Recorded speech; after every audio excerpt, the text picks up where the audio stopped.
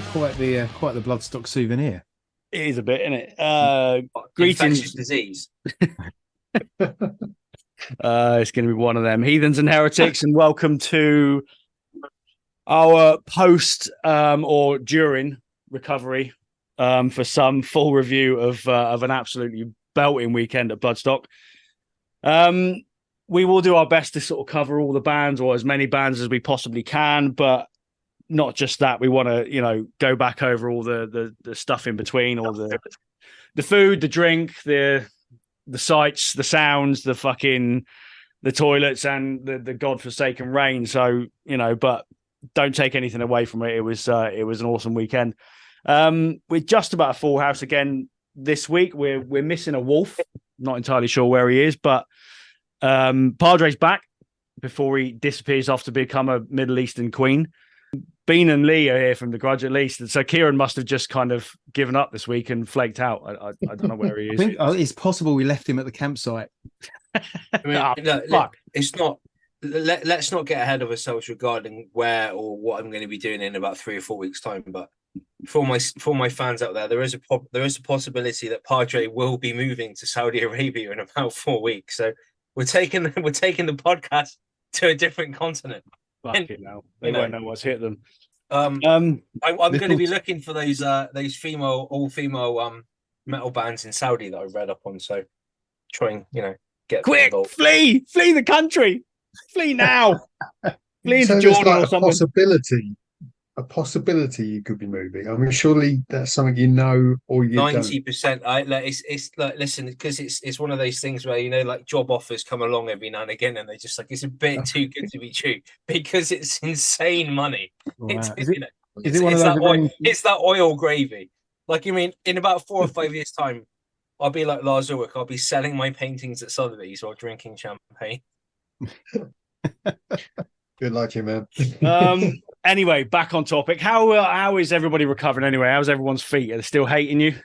Yeah, they've been shouting at me all week, but no, they're feeling. I can walk on them now, which is It's always a bonus. useful. that's what they're for. You consider that's what they're designed for. Yeah. They hated me morning after. In fact, I'm just walking back to the car after packing up was a trek. Yeah, that felt like a long walk, I got to admit. And Monday morning when it was chucking down the rain, that really did feel like a long walk.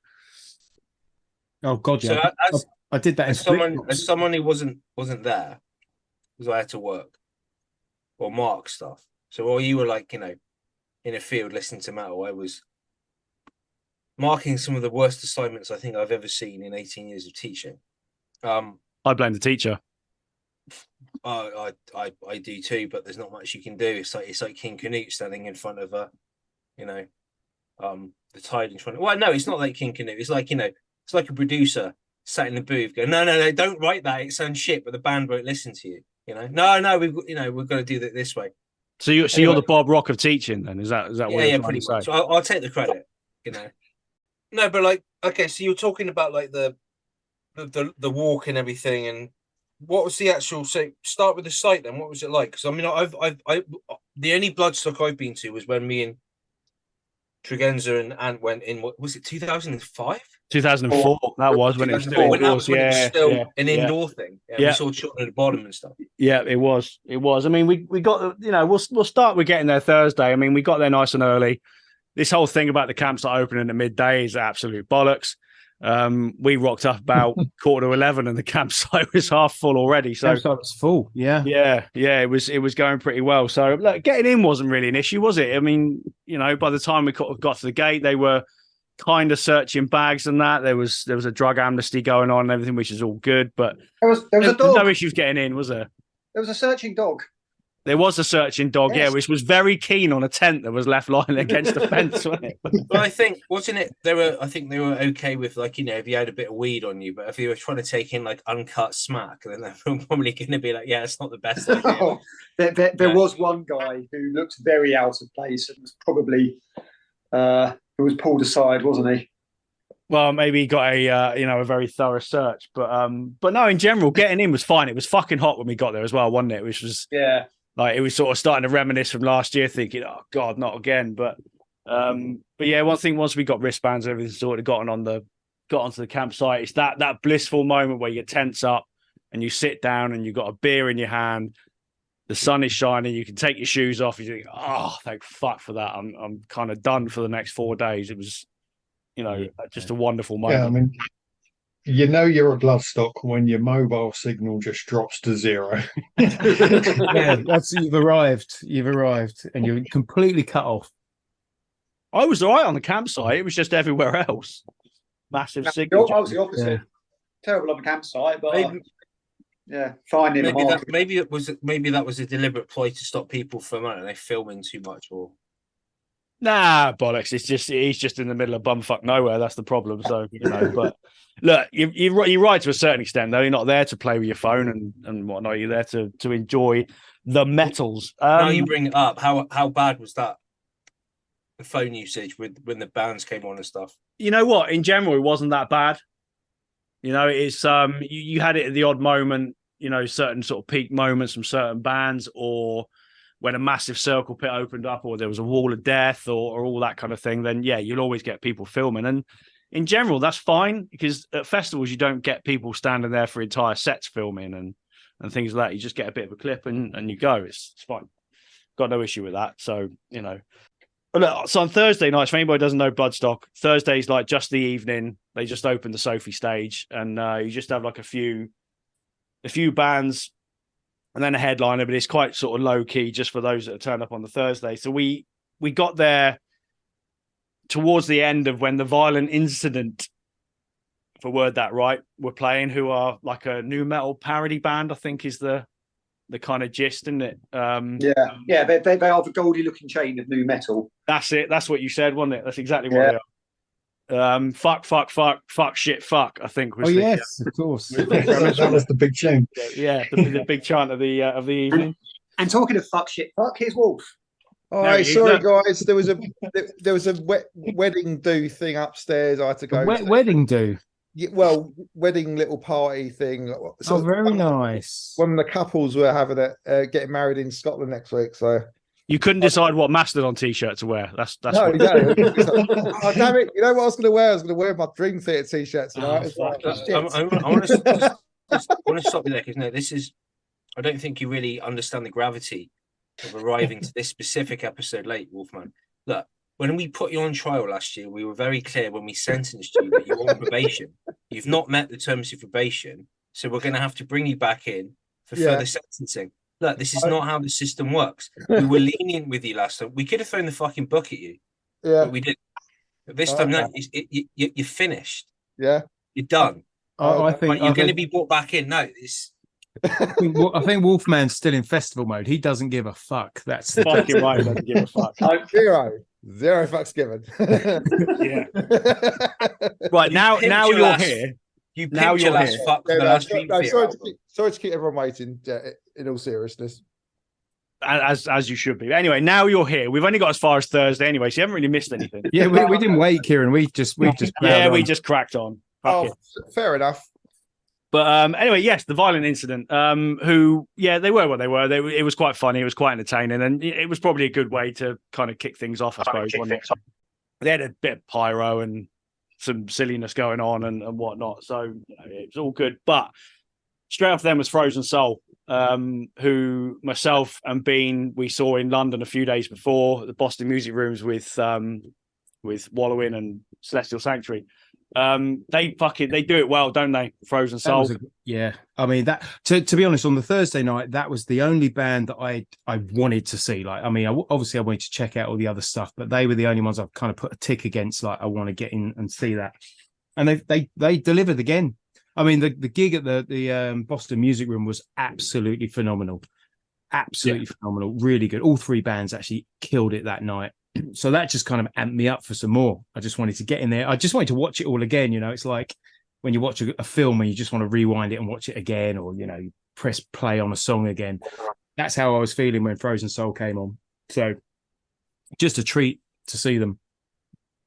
It's the point you made about like Obituary, isn't it? They don't do anything spectacular. They just fucking lay it down hard, thick, big riffs, heavy, job done.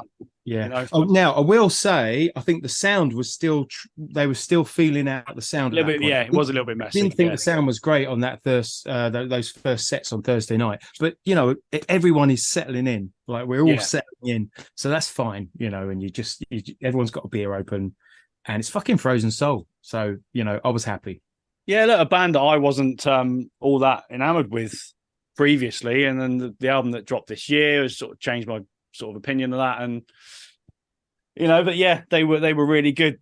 Yeah. Well, sadly, I missed them because unfortunately I had I took a bit of a funny turn pretty much just before they started. So I have to give a shout out quite early on to the medical staff actually, because I actually took myself to the medical tent. I think just before they came on, I came over as if I thought I was going to faint, or I just felt wrong. Probably several days catching up with me, very on the go in beforehand. But the result is I missed all the Frozen Souls set, unfortunately. But I do, yeah. I mean, it was nothing serious. I had to just be a bit safe, just because of an underlying condition that was not relevant to it, and it was probably just dehydration and energy, and a load of water and food sorted me out good. But yeah. Probably exacerbated by like 3.5 hours in the car with Joey T as well. Well, yeah, I mean, that was probably it. So yeah, it was one of those things frustrating me, but I'll catch him at some point. That's an honour for anyone. I always find Tregenza was most vitriolic about In Flames on his way to a festival. We'll come back to that one. But look, next up after that, or next week, or anyway, was the mighty, if you want, King 8, 10, 12. No, I mean, I'm going to say from the sublime to the ridiculous. What was it? It was just complete shit. That's what it was. Polishing a turd that's not even can come close to what that was supposed. It was like a really bad Broadway play with no mute, with just I think Tregenza, you were saying it was just literally, it took like 10 minutes for them to actually do a song. Or yeah, what the fuck was that all about? I think that's the thing. It's like I think we stood and watched them for 20 minutes, and it felt like 20 minutes of intro tape. Yeah. I mean, yes, they get the award for the tallest fucking drum riser of the weekend, but it was like having a massive cock and not being able to get it up. It was just all fucking, just all show. There was no context to it whatsoever. They're even worse than Necrogoblicon last year. Yeah, I mean, what it sort of reminded me of? It was like the Poundland version of Marilyn Manson's tour of Antichrist Superstar. It was this really just badly put together. There was like some random guy on like a bit like the wall, like a dictator at the top, and I was like with the dancing girls, I'm like, the fuck is this shit? It was just awful. It did feel very kind of. It had a very sort of 1998 feel to it, but not in a sort of nostalgic good way. No, it sort of felt like a relic. Yeah, it wasn't. It wasn't good. So that was kind of a cue to fuck off, get beers, and that was it. Actually, we didn't really catch any of those, unless. I went in. Myself and Uncle Mike, who's not with us today, but was with us at the festival. We checked out Skinned. Oh, you did, of course. And I went in there with like zero expectations, but actually had a good time watching them. Now I will say we were well into the Bloodstock beers by this point, so kind of entertainment was quite easy. But she put on a good show. So I really don't know much about them at all, whether it's a her or a them or what. I don't know. But the focus was very much on female singer who seemed central to it all, and she just had a drummer and a bass player on stage with her. And other than that, it was just her voice, and kind of on the poppier end of like metal. Very much I don't know if I can, like, if this term makes any sense, but I would say a very Kerrang band. They're mainly electronic songs about serial killers, aren't they? I no idea. All I know is it was this kind of big voice, big choruses, big verses. Everything was big, and considering there was only 3 people on stage, it was look, all I'll say is we were well into the evening and it was loud and there was lots of flashing lights and I was having a good time. So I don't think I'd ever listen to them. They didn't strike me as the sort of band where I'd want to buy one of their records or put them on, but live, they were entertaining. Yeah, it was a bit of a curveball, I suppose, because, you know, I suppose they had Sleep Token last year, who aren't a metal band in the slightest. And obviously Skinned aren't either. But I think we wandered past the tent. It was quite full. The tent was quite packed. Yeah. Which, you know, is obviously good to see. And I believe they're a British act as well, which again is all fucking good. But that was it for the Thursday, wasn't it? It was from there on, it was just late night into the evening and into the early hours of the next morning and the beers. But we'll talk about the after parties a little bit later. Yeah. So everything kicked off quite early then on Friday, wasn't it? It was kind of like 10:30, 11:45, whatever it was. And you had the Battle of the Witches on the main stage, on the Ronnie James Dio stage, kicking things off. Witch Sorrow, then Witch Hazel. Both great bands in their own right. Full respect to Witch Sorrow when they came out, when Necro Skull, the front man, goes, "Let's fucking doom." Yeah. Love it. Absolutely loved it. And Doom they did. Yeah, like proper pentagram type old school Doom, wasn't it? Fucking great. Great brilliant. Yeah. Huge riffs, man. Loved them. Proper traditional sort of Doom power trio type thing, wasn't it? Power trio, I was going to say exactly those words. Yeah. Very, very cool. I really enjoyed them. And you know what? One of those bands that on record I was a bit, this might be a little bit flat. But no, they definitely delivered. And I think they were at Arctangent this weekend as well. So they're doing the rounds. Was it Witch Sorrow that's got a librarian that's playing bass? She looked like a librarian, yeah. Heavy metal librarian, yeah. And Necro Skull, the singer, I think writes for Kerrang and the Telegraph and stuff like that as well. I think. Okay, so. Right. Okay. Well, what I will say, for a three-piece band, their sound was big. You know, they filled it. You know, main stage band, big crowd. You know, big crowd for the Friday slot, and they filled it up. They filled it. You know, you're just watching people headbang and getting into it. Yeah, they were good. They were great. I think a great way to start the day. And yeah, coming straight after them was Witch Hazel, band that, you know, we're all really keen on because the album that dropped this year, Sacrament, is just brilliant. And the first sort of band with a little bit of an image, I suppose, you know, with the medieval get-ups. Almost the look of the weekend for me, but not quite. What do we all think of them? Because I didn't get on with them. You didn't? I didn't get on with them at all. It's just something didn't click for me. They were up there, and the album's all right. I heard it in advance, but I just didn't come across. Were they too smiley for you? From the stage for me. It was a bit too smiley. It was a bit too cheesy, a bit too pomp. And, you know, later in the evening, I think that could have worked for me. Maybe even a smaller stage could have worked for me. But I don't know. After Witch Sorrow and the massive riffs of that, and I don't know, it just didn't fit, didn't sit right for me. I think I did say at the time that maybe their sound is more suited to a sort of like the Sophie stage, even though their look, I think, you know, in the sun and the daytime sort of fit that perfectly. It was a bit of odds. But I think it didn't help the first song. I think Ting's guitar wasn't quite fully plugged in, was it? No, it wasn't. It wasn't. They did have a few sound gremlins, to be fair, which probably didn't give them the best chance. But I mean, to be fair, it's good recovery.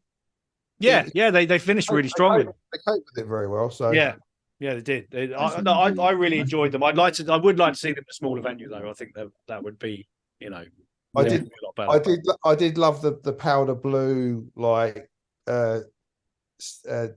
pants with Max guitar player. Yeah, it was either I think they had brown. They were like riding boots, weren't they? I was like, I mean, they were pulling it off. I mean, give them the due. I mean, I'd look like an absolute bellend wearing that, but I would love to see you dressed like that. Man. Would you? Okay, I'll do that for next year's Bloodstock. I'll wear that.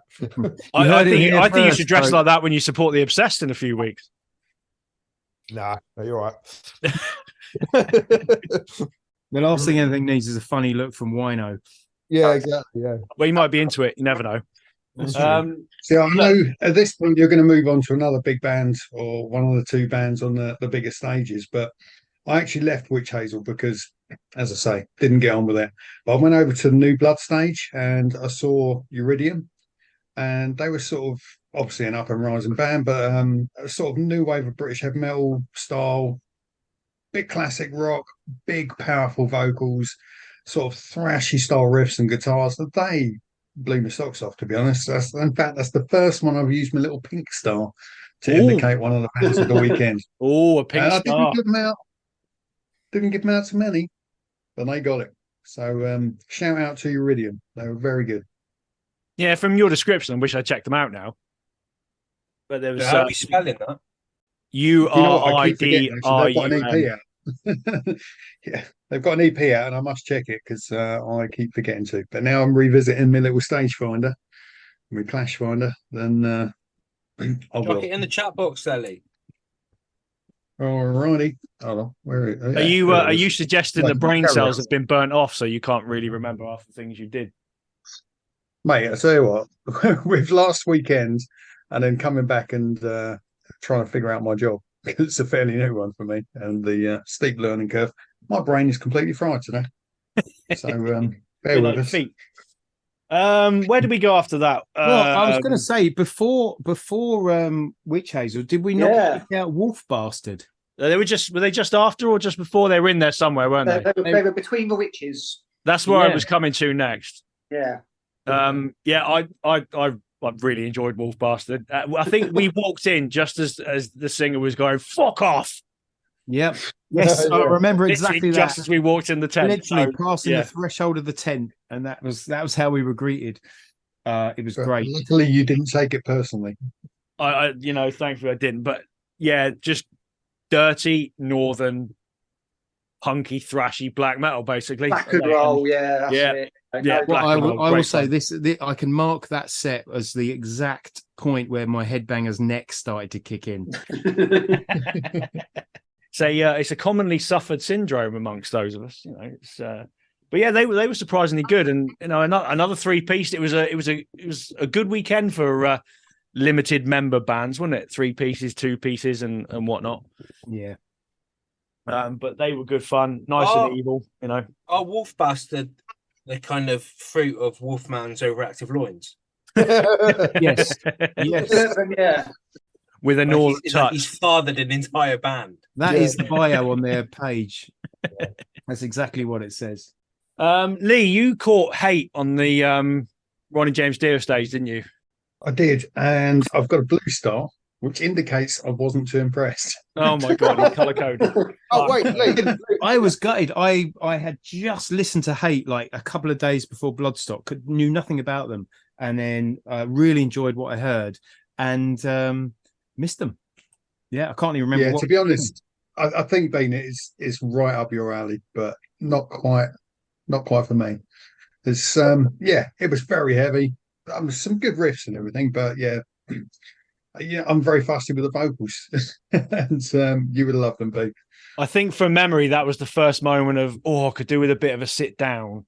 may So well to have been wander that. back to the campsite. Right. Yeah. Friday was a warm day. It was. I mean, not as much What as was just out of interest again, like trying to get a picture of the facility. What was there enough seating in the arena? I'm not being facetious. I'm genuinely interested. Well, you sat on the floor, you bastard. I mean, what more Yeah, do you I know, want? but I think back in 2006 was a good example of what I'm talking about, where they had that massive area of the trestle tables. Yeah, they had a beer garden. I mean, you've got the same thing of a similar kind of thing. You've got a bar and you've got tables and that, and there's sort of bits and pieces and tables scattered around the arena. But Yeah. it's The not. other thing I'll say, Padre, is like a lot of the times, kind of, we do a few bands and then go back to the tent for some beers or a bit of food or something like that. And the campsite is like it's a 6 or 7 minute walk from the main arena, so you're never far away. You ask about the layout, everything's really compact. So the main arena is what it is. It's not huge, so you can walk around it pretty easily. But if you want to go back to the tent for anything, you're just minutes away. All right, okay. That's part of the certainly for those of us of a vintage age. It's nice to be able to just wander back 5-minute walk, and you sit down for a little bit and catch your breath and all that. It's what I like. It's one of the things I like about it. It's just So it's like six minutes. around. It's not too long that you can go back and continuously checking that your stuff hasn't been nicked, because that's all I've seen on social media. It's the amount of thieving going on. Like, so like, yeah, if you're someone like me and like you're checking the Bloodstock 2023 Facebook page or whatever, or Instagram, and it's just popping up, and someone just, I've been tracking my phone, someone's got it, or like, so I've just handed someone's phone in. Like it was just all over the social there media. there was a few instances. I think a lot of it was out of people's bags down in the pit and things like that. It was I think more during the later bands in the evening as well, when there's obviously a lot more people around, and it's sort of probably easier to slip your hand into a bag, and well, which is a shame.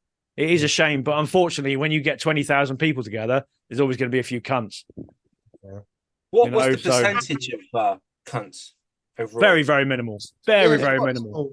Yeah. You know, it's one of the, in terms of music festivals, gigs, whatever. It's one of the best in terms of atmosphere and just people getting along and nobody being a dick, nobody starting trouble, nobody nicking from tents. You know, it's all, as much as it can get out of hand a little bit, it's all good human fun.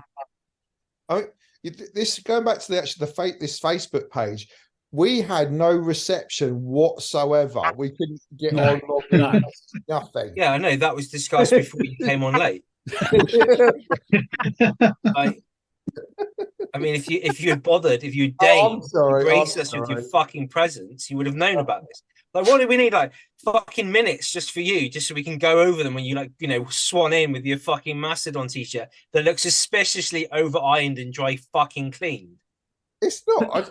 It's just on that point, I just have to acknowledge. I have to acknowledge the daily check-in with Kieran. What t-shirt are you wearing today, Kieran? And it was, and we did this every day. You know, we'd get up in the morning. We'd all, you know, we'd be in our tents, getting ourselves presentable. We'd all emerge after a difficult night's sleep. Maybe, what t-shirt are you wearing today, Kieran? And the answer was always the same. And what was it, Kieran? Mastodon. Hey! And what t-shirt are you wearing right now, Kieran? Mastodon, and I'm gutted. Hey! I'm a green t-shirt. In fairness to him, and obviously we've got video on here, but your listeners won't. They were different Mastodon t-shirts every day. That's true. That's true. He has the biggest collection of Mastodon t-shirts this side of Mastodon.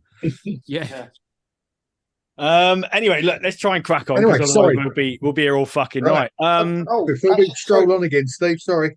Right. I didn't get on with them. So then I wandered over to the Sophie stage and watched the Enigma division. That's in my notes. Good. Nice. Hey. Yeah. I do apologise. But yeah, to be honest, I'd listened to them before I went. Wasn't overly keen on them recorded. I went and saw them live, and they were really good. Progressive metal, you know, but quite recent sort of style. Bit of tech and gent mixed with the prog. Kieran, it'll be up your alley. So do give them a check out. Oh fuck. Lee, actually, sorry, you mentioned it like a coloured system, like of how you're rating the bands. Can you just go through that? What the colour system it represents? Because you said Blue Star, right. Yeah. So go on. Right. No, the other thing I was going to say is the Bloodstock app is brilliant.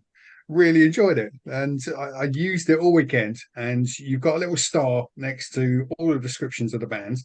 And if you click on it once, it just goes orange. So you could just mark on the Clash Finder what you want to see. But then if you clicked on it again, it went to a different color. So there's about 4 or 5 different colors you could use. So for anything I wanted to see, but it hadn't got to that time yet, I had it on orange. And then I changed it between blue if I thought it was crap, green if I thought it was good, and then pink if it was outstanding. Oh, and my the great thing is, a week later, it's still working, so I can revisit it now. Well, you got to be just as well, because I didn't take notes. I will say on that point though that there's a massive improvement with the Bloodstock app this year to last year. Yeah, it was really good. It was really good. I know they've done some work on it, and it was like really clunky, and it did I don't know, it didn't have much functionality last year at all. I didn't really get involved, but it just seemed much slicker now. So long may that continue. Because just integrating the Clash Finder, I thought was a really nice touch. Yeah. Yeah. You know? So yeah, you're right. Long may that continue. It did make life a lot easier. Although, as long as Kieran's got his lanyard, if everything fails, we're all good. Oh, the lanyard. Yeah. There's always a lanyard. Back on the Ronnie James Dio stage then. Gate Creeper, probably the first like big draw of the weekend, I would say. You know, it was a fairly healthy crowd for them. Yeah, but before Gate Creeper they swapped. They swapped. They swapped, didn't they? You're right. Yeah. Yeah, they were on early, actually, which may have caught a few people out. Like me just now. Hopefully nobody missed them if they wanted to see them. But you know, look, before we talk about in any great detail, I mean, right from the start, I had an issue with Chase, the singer. There was something about his demeanor that was really fucking winding me up. He just looked like he didn't want to be there. His eyes were rolling. He looked fed up. He was kind of sloping around the stage. And I kind of started to understand then that was clearly his delivery. And the more I watched them, the more I enjoyed them and the more I kind of got what they were all about. And look, musically, I thought they were fucking great. You know, they got all the entombed riffs you can shake a stick at. They were excellent. But once I'd warmed to him, things got a lot better. Yeah, I was on board from the start. I thought they were great. They sounded huge. Yeah. And I think that's the exciting thing about the Friday is, you know, the Ronnie James Dio stage fires up and it just sounds massive. And Gate Creeper had the riffs to really showcase that. Yeah, I enjoyed them thoroughly. They were really good. Yeah, big sound. Yeah. And that's the thing. When a death metal band like that fills a stage like that, that's always a good sign. But I completely get what you were saying, Tregenza, about his the kind of rolling of the eyes, but I just think that was him getting a bit kind of in the zone. Yeah. You know, because I saw him do it a few times and it wasn't like a roll of the eyes, it was just, you know, it was almost like this kind of zombie like eyes rolling back into his head. Like Cannibal Corpse thing. Well, that's the way I saw it, and I think that helped because it's just getting into character. Yeah, once I kind of got my head around it, it made more sense. Well, we had that death metal documentary, didn't we, from our guest last year? Was it last year or early this year? Sometime. Yeah, it was last year from Noise Doses Media. Yeah. Yeah, and he obviously interviewed the same chap, and even during that interview, he was quite, but yeah, it's obviously just the way he is. But look, they were fucking good, and they're a band that, if they ever come over again, which I'm sure they will, and they're playing smaller venues, 400-500 cap venues, I'll go and see them because I think in a small venue, I think that'd be fucking awesome. Just powerful, big, huge sound, really fucking good. Probably the first kind of sort of right, we're here now, it's up and running, that kind of feel, wasn't it? Yeah. So I think. Before Sacred Right, there's a couple of bands I saw on the other stages. Glad we had you then, because I was feeling lazy by this point. The first one I do need to mention was on the small New Blood stage, where I caught some of Locust. Cool. Yeah, I've heard good things about Locust. Yeah, I mean they're a London 5-piece now. Yeah, they've just released their new album Infidel. I say new album, their first album Infidel. They're a bit generic when it comes to 21st century metal. So there's all the standard groove and sort of post new metal type sounds that you would expect. Song wise, it's not too memorable. Maybe it just needs a few more listens, but there's some way to go in terms of songwriting. But one thing I didn't realise is that was their second gig that day, and second gig ever. Second gig ever. They've obviously been working during COVID and just working on the songs and not bothering live. And how's that work then? Because don't you have to do a ton of Metal to the Masses gigs to win the place in the New Blood stage? That was clearly their first gig. Yeah, I don't know. I don't know how that's worked, or whether again they just someone knows someone, or they just prove their load. But that was their second gig, and they've already nailed that aspect down. I mean, they had a Wall of Death, went well, the crowd were well up for it, and they can become a fave on the live circuit based on what I saw. So they're definitely ones to watch, absolutely. But just like I say, just they need more memorable songs, I think, for us to really pay attention. I recall seeing a post the week before their first gig was at the Dev. I thought it was Boston Tea Rooms or Sound Rooms or whatever. Was it? Oh, I could have that wrong then. Oh, I don't know. It's on it's beginning to sound like they just tell everyone it's their second ever gig. Yeah, they're playing everywhere. But no, they fair play to them. They probably will go far. And the next band I saw sort of after Gate Creeper was on the Sophie stage, and that was Zetra. And you got a couple there who basically was just standing on a platform with a keyboard, synth, and a guitar, and it's basically shoegaze goth. It's it's the Cocteau Twins with more makeup and a bit heavier guitars. It's a bit of a come down. It was a bit of a chill out kind of thing. They do some 80s covers on record of stuff on the Lost Boys soundtrack, but it is just think the Cocteau Twins but with metal guitars, and it sounds exactly like that. And it was quite pleasant, and they had that kind of crowd and people just getting out of the sun for it and doing the swan moves. And I think I caught them at Desert Fest earlier in the year. And one thing I'll say about them is they have a serious fan base. You see people come up to see them, face paint on, t-shirts. Definitely a band that people are really into. Yeah, they've got a thing going on, and there was a confidence about them in that regards. It's not going to be to everyone's tastes. It didn't have a packed tent, but there were certainly the recognisable goth types sort of watching them and enjoying themselves. So I'll probably like I said, kind of band I stick on occasionally on record when I sort of want something heavy but not something intimidating into my ears. Any opportunity for the goth to get out of the sun, then basically. Yeah, absolutely. Back in the sun though, Sacred fucking Reich, who I thought were great fucking value. They were outstanding. Yeah, they were absolutely amazing. That's the first time I've seen them as well, but that blew me away. That did really. I mean, that just was the sound of a band that know what the fuck they're doing. Yeah. Chemistry, when it was the word I think we used at the time, wasn't it? They were just so confident and polished, and it just worked. Yeah, everyone was in their place. And Phil Ryan, the nicest man in thrash metal. Oh, I mean, if anyone can just bring a crowd of 18,000 people or however many it is, and feel like you're all in his living room, it's that man. What an absolute fucking legend, and a pleasure and a privilege to watch him perform always. Yeah, absolutely. And they've got a relatively small back catalogue when you think about it. When you think about how long since they first sort of became, and they kind of work for a 45-50 minute festival slot, don't they? Because they can just do those bangers and they will deliver every single time. The last time I saw them was Wacken in 2007, and they were on at 11 o'clock in the morning. And even then, they just sort of delivered the goods. So yeah, one of the early highlights of the weekend, definitely. It's cool to watch Dave McClain play drums with them as well.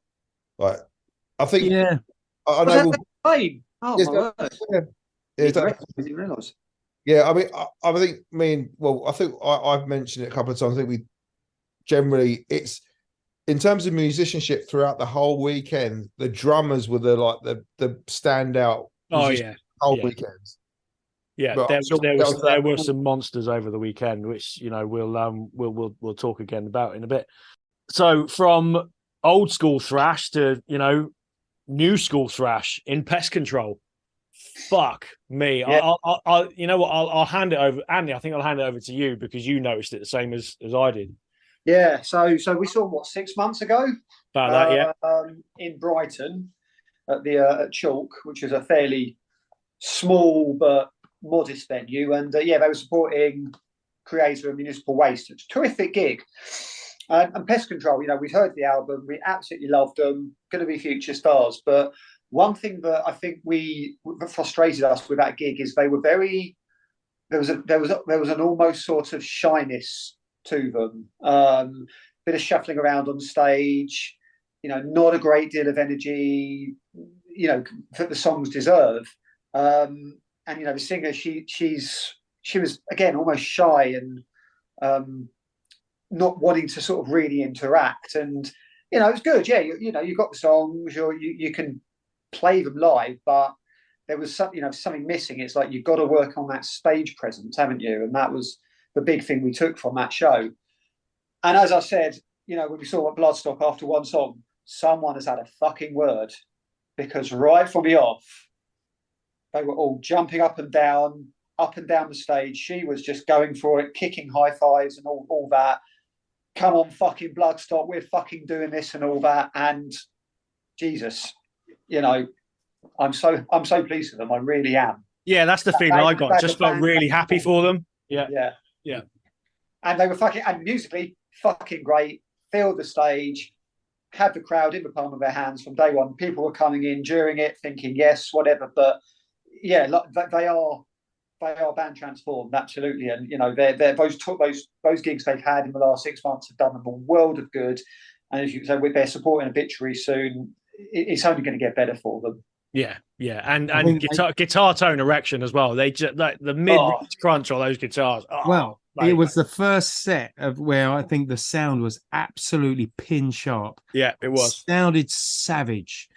And I just remember us all looking at each other, you know, 2 or 3 songs into the set and just going, right, this is the benchmark right here. This is taken the first kind of set of the weekend.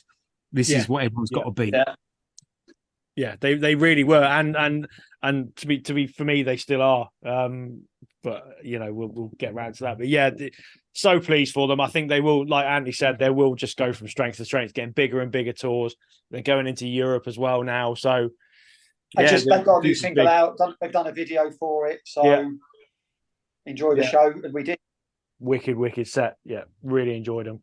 We quickly shot over to the new Blood stage and caught a band called Square Wild, which none of us were familiar with. One thing we noticed as they were setting up was how nervous they looked.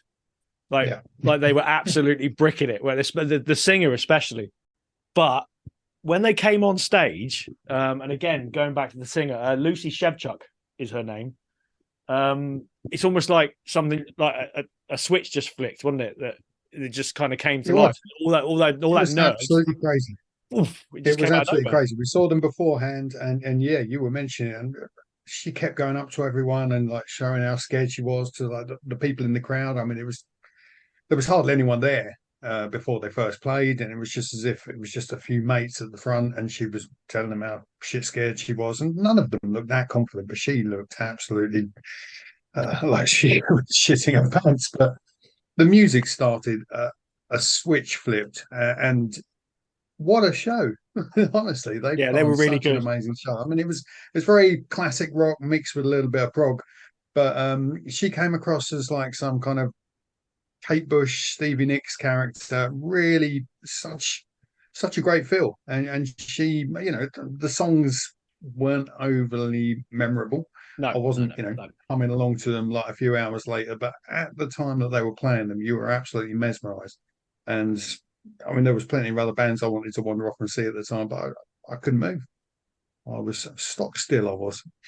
That's great. I missed that one. I went off to watch Fit for an Autopsy, and they were good. You know, I enjoyed them. They were solid. I thought they were going to be this year's Lorna Shore. I don't know why. I just had a feeling that they were going to be very kind of reliant on technology, and it was all going to sound a bit flat, like we felt like Lorna Shore did last year. But Fit for an Autopsy, it was a powerful set. They were heavy. I enjoyed it. But listening to your description of that band, I'm disappointed I missed it. Well, at least one of us caught Fit for an Autopsy, because they were a big draw, I think, looking from the new Blood tent. It looked like there was a fairly big crowd for them. Yeah, I mean, it was full up, and they delivered. It was cool, you know. It was. Yeah, I'm glad I saw them. Where did we go from there? I briefly caught a band called Moon Reaper back in the new Blood stage, only for a few minutes. Kind of a mix of black metal, death metal, and a bit of hardcore. Kind of interesting. They'd made me go back and listen to them again. Quite like what I hear. I then went to see Heaven Shall Burn, or me and Wolfman did. Band that I really like, Heaven Shall Burn. Don't have the biggest following in the UK. Hardly ever play here. I think they recently did a tour with Trivium. But I really enjoyed them. It was the first sign of pyros over the weekend as well, which is always good. Yeah, the lighting rig was very impressive. It was really elaborate, wasn't it? Very elaborate. They're big sound and plenty of pyros, and they played The Weapon They Fear, which is my favorite song, and they sounded great. Yeah, and that's the only song of theirs I actually know. So it was, I was like, awesome. But they were very good. Yeah. No, I really enjoyed them, and they had a decent crowd as well, which is good. So hopefully they'll play here again, and I'll kind of get my way. Yeah. I think while that was going on, myself and Uncle Mike went off to see Fury. Yeah. Oh yeah, you did, you boys, didn't you? Yeah. And they're very slick. It's kind of a slick rock and roll machine, entertaining. There's a lot of kind of synchronized movements and things like that going on, but it was fine and it was fun. Yeah, I mean, there's a lot of bands like that, aren't there, out on the pub circuit? But they're one of the good ones who have always getting the bookings. And I think I commented they're the kind of house band for the biker festivals like Bulldog Bash. Yeah. They've got that sort of thing going on. The dancing woman, devil woman with the chainsaw grinder and the flame javelin, stuff like that. I mean, it's nothing particularly innovative by any means. It really is just it's just old school hard rock and roll. Have a couple of beers with your mates and dance and whatnot. But they look great and they do it very well. So they play a lot of gigs. Fury, they tour a lot, which that's probably why they've become this sort of slick machine on stage. Yeah, I mean, they're a live band. That's what they do. They just play live, and they obviously. And of course, you have to acknowledge Becky Baldwin straight off the back of the Merciful Fate. In between Bloodstock last year and Bloodstock this year, she's joined Merciful Fate, gone off and done a tour with them, and come back to Fury. So living the dream. Let's stop there and talk about Dooms. Dooms were brilliant. I was just so gutted they were on the Jägermeister stage. Their sound was so big. It really deserved a bigger platform. But for the stage they had, the sound was brilliant. I saw them on commanding. And you saw some shots, like some videos? No, videos. Like I actually watched the set. Awesome. And the sound was good, but you could barely hear his vocals. And I didn't think the guitar players. It wasn't high enough up in the mix. Like if it was all right in the tent. It was fine. I don't doubt it. It was. It's just saying that for someone, and I think this is a shame that a band like that I think deserve more exposure. And if you're like me that couldn't go, and you want to watch on social media, that platform isn't doing it justice. So, but it's tricky. But I was very it was nice to see them there, and I was quite I thought it was I love the guitar sound. I thought the drumming was really crisp. I like the fact it was quite an intimate. I know you're saying it would have been nice if they'd been on a bigger stage, but it was also nice to see them in that kind of they were very close to the crowd. The crowd seemed to be really liking it as well. Yeah. I've got to say as well. The crowd were going on. Just from a personal perspective, it was nice to see a band that were playing there that we've had on, and that we've helped in some very small way, maybe just get their name out there a little bit or whatever. So I wouldn't be surprised if we love the Dooms boys. To play a bigger. Did you actually get a chance to speak to them? Yeah, we bumped into a few times, had a couple of beers and whatnot. I got very wet in the rain on Saturday afternoon, but that's another story. Yeah. Great to see Dunes nail it. It really was. Yeah, they really did nail it as well. And I wouldn't want to be a guitar that John plays, to be fair, because he looks like he's going to kill it every time he touches it. So they had a couple of new tracks. I think they played about 2 or 3 new songs as well. Yeah, which sounded really good. They sounded very good. Yeah. I also think they are another band that just benefit from the fact they tour, they gig. Yeah. They've done some high profile tours recently, High Desert Queen, and their socials are full of gig listings, and it's really paying off for them because they are such a crisp, tight live band, and they sound powerful. Yeah, again, another power trio. Yeah, we're loving the power trios. So again, looking at them, just like watching it on the laptop, I think sometimes some of the things you said about some of the bands looked a bit uncomfortable, like they were probably nervous. Maybe like kind of like their body language was a bit introverted and that stuff. Like they look very comfortable. Just I think not just when they were they were doing the vocal lines, but just when they were just playing their instruments, they just look in the zone and they look very comfortable. Like like it wasn't. They weren't like, oh my god, this is Bloodstock, this is a step up. And I think what Bean's right, they've kind of got they're developing that pedigree as a live band, and that can only help them. So fair play to them. I mean. Yeah, totally. They deserve the success that they're getting. One of my favourite sets of the weekend. Really enjoyed them. On the other hand, though, next up, we're getting into the big boys now. Getting the top end of the bill. Friday evening, In Flames. Go on. Look, hardly watched them, to be fair, because it all just sounds the same now. I can't really differentiate from one song to the next. The only highlight was the guy in the pirate outfit with the bugle that they dragged out of the crowd to throw himself around on stage for a song, which I thought just made that cunt's weekend brilliant. And we bumped into him, I think, the following night, didn't we? And I said to him, "You've had an interesting weekend." And he was like, "Mate, it was the best thing ever." Now, what I will say about the bugle man in his tri-cornered hat and his red coat is he was in that outfit all weekend. I kept seeing him. And he had this little bugle that he'd bring out. And I think we met him in one of the after parties and challenged him to actually play the bugle. And fuck me, he pulled it out and he gave it a blast. And, he could carry a tune. So fair play to him. Did he get up on stage after Megadeth finished and play last post on the bugle? But look, for all my sort of issues with In Flames, I thought that was quite a cool moment. A band of that stature, that level on a main stage at a festival. It's not really the kind of thing you would normally see. Fair play to as a neutral observer to this, because I wasn't there, but if that's the highlight of the band set, that says it all, doesn't it?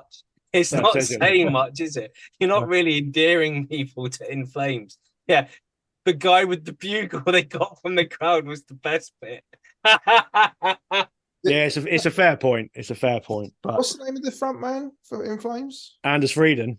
Yeah, he seemed a bit stroppy. He seemed like he had a bit of a stick up. They were stroppy. They were stroppy back in 2001. Oh, we only play for ourselves. They fucking don't. Drop the fucking attitude. Yeah, was he more or less stroppy than the front man for Great Gatecreeper? I'd say a little bit more. More stroppy, but less charm.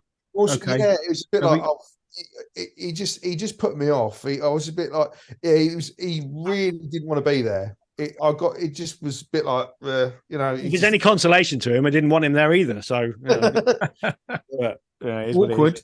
Anyway, on to something a lot more triumphant, I think is the right word to describe, and that was Killswitch's headline set on the Friday night. Yes. What did you boys think? I thought they were just absolutely fucking great.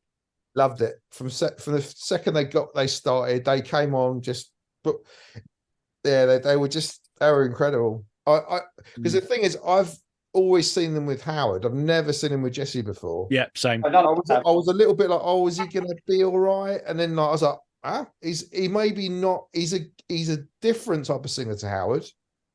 But he's still got his own like stage presence and like vocal, like very strong vocal style.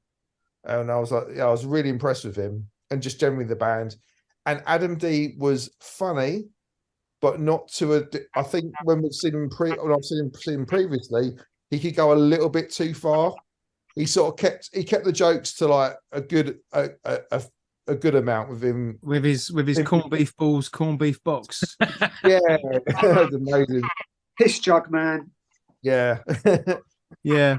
But I do remember from past gigs and years gone by, he would go maybe a little bit too far and just like, just disrupt the set a little bit too much. But it was a nice dosage of like Adam D humor throughout the set. I liked them. That was the first time I've ever seen them. I'm not massively familiar with their back catalogue. I really only checked them out, when they were announced for Bloodstock. So it's only really a year of listening, but just dipping in. And I thought they were exactly what you need from a festival headliner.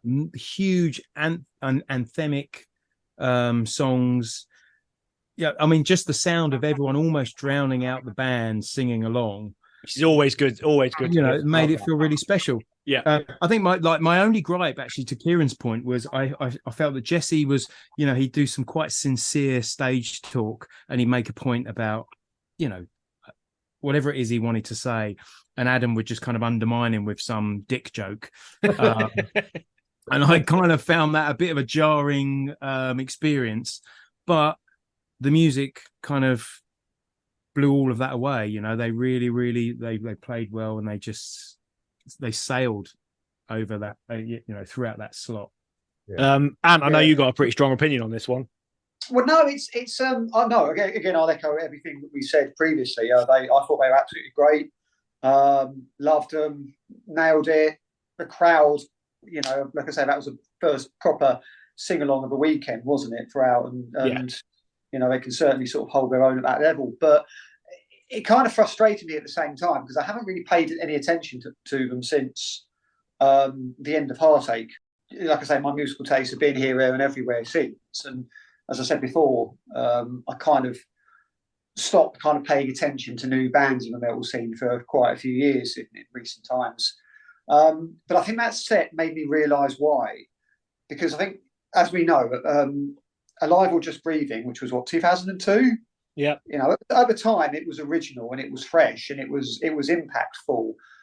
But you know, listening to that stuff now and listening to it again yesterday, the album, it's now that you realise how impactful it was, because no one had done that kind of sound at all. I mean, yeah, it sounded a bit fresh then, but it was very original. You know, we're talking the metalcore riffs and these melodic choruses, which are, I mean, they're practically AOR.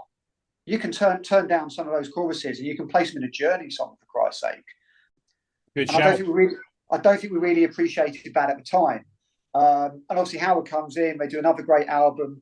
And after that, I lose interest. And I think one of the main reasons why is, obviously, at the same time those albums are happening, you've got all the post-hardcore / you know, pop punk all mashing up into this new emo stuff. And you're getting stuff like My Chemical Romance and Taking Back Sunday. And over those next couple of years, you've got bands kind of mixing these Killswitch Engage dynamics and these My Chemical Romance dynamics. And you're getting this kind of, as I've called it previously, MySpace metalcore. And that's what the rest of the decade was like, this kind of turgid, predictable, whingy, breakdown heavy metalcore stuff. And it started with Killswitch. And I think that's kind of why I stopped listening to them, because I heard so many copyists almost immediately that I kind of lost interest, even though my tastes kind of probably got lighter but went down a more electronic route, synthesizer route for a bit. And I just, you know, devoted myself to just certain kinds of metal bands that I loved. And it's a shame because, you know, they're great albums. They've probably made some decent stuff since then, but it just, that set made me realise how original they were when they broke. And I you know what, I think it's a shame they're not bigger at this point, but that's just how it is, I suppose. Well, they did make it, like I said at the start. I think it was triumphant, and you know, it was a great way to finish as well, because they're on the Ronnie James Dio stage and they do this cover of Holy Diver, which they've been playing live for years anyway. Oh, and yeah, that was a fucking great moment, I think, wasn't it? That was in there, like top 3 highlights of the festival. Yeah, just hearing Holy Diver on the Ronnie James Dio stage. I'm going to immense. Them playing Holy Diver on the Ronnie James Dio stage.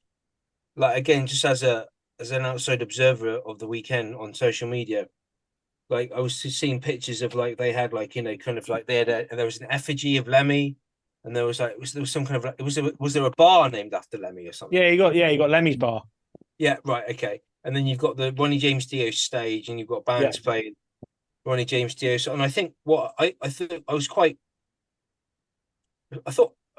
touched by that, because what I was, you know, it's nice to see.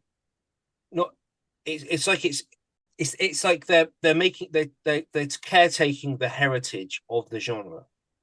It's like it's like, you know, tipping the cap to, like, previous legends, keeping that alive, and also in a fun and accessible way. So, you know, I thought that was pretty cool, and I'd like to see more of that, to be honest. And I don't know why I think this is the difference, though, that from, again, just from an outside perspective, I've been to Download.